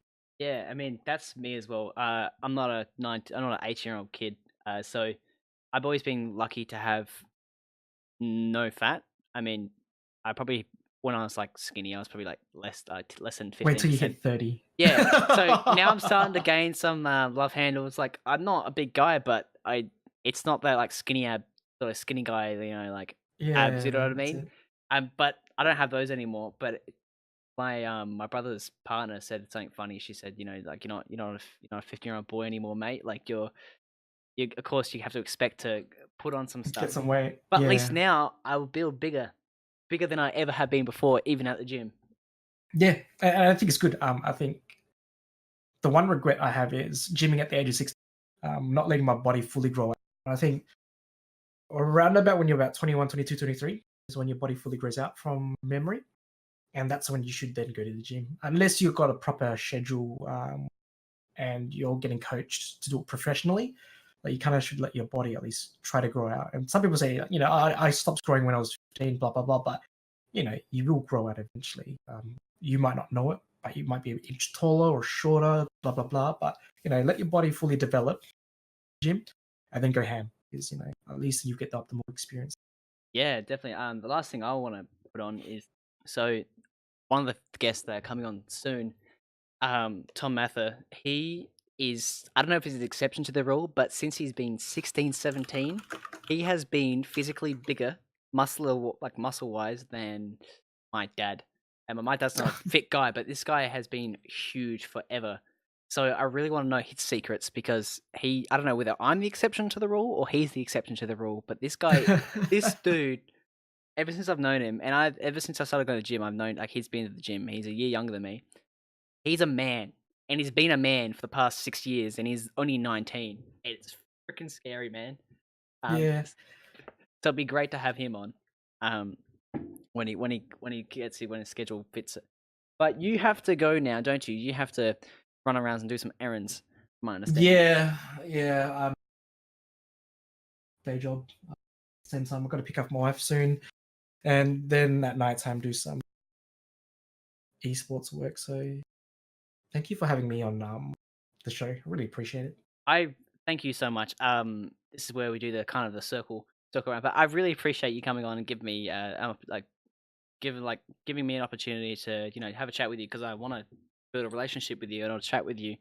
Um, Of course. so I appreciate you giving me the chance of just having a chat, and because there's no precedence really, and you're one of the first people that said yes, and you've said yes, and happy to be the second guest on as well. So I really appreciate you spending some time and doing that for me.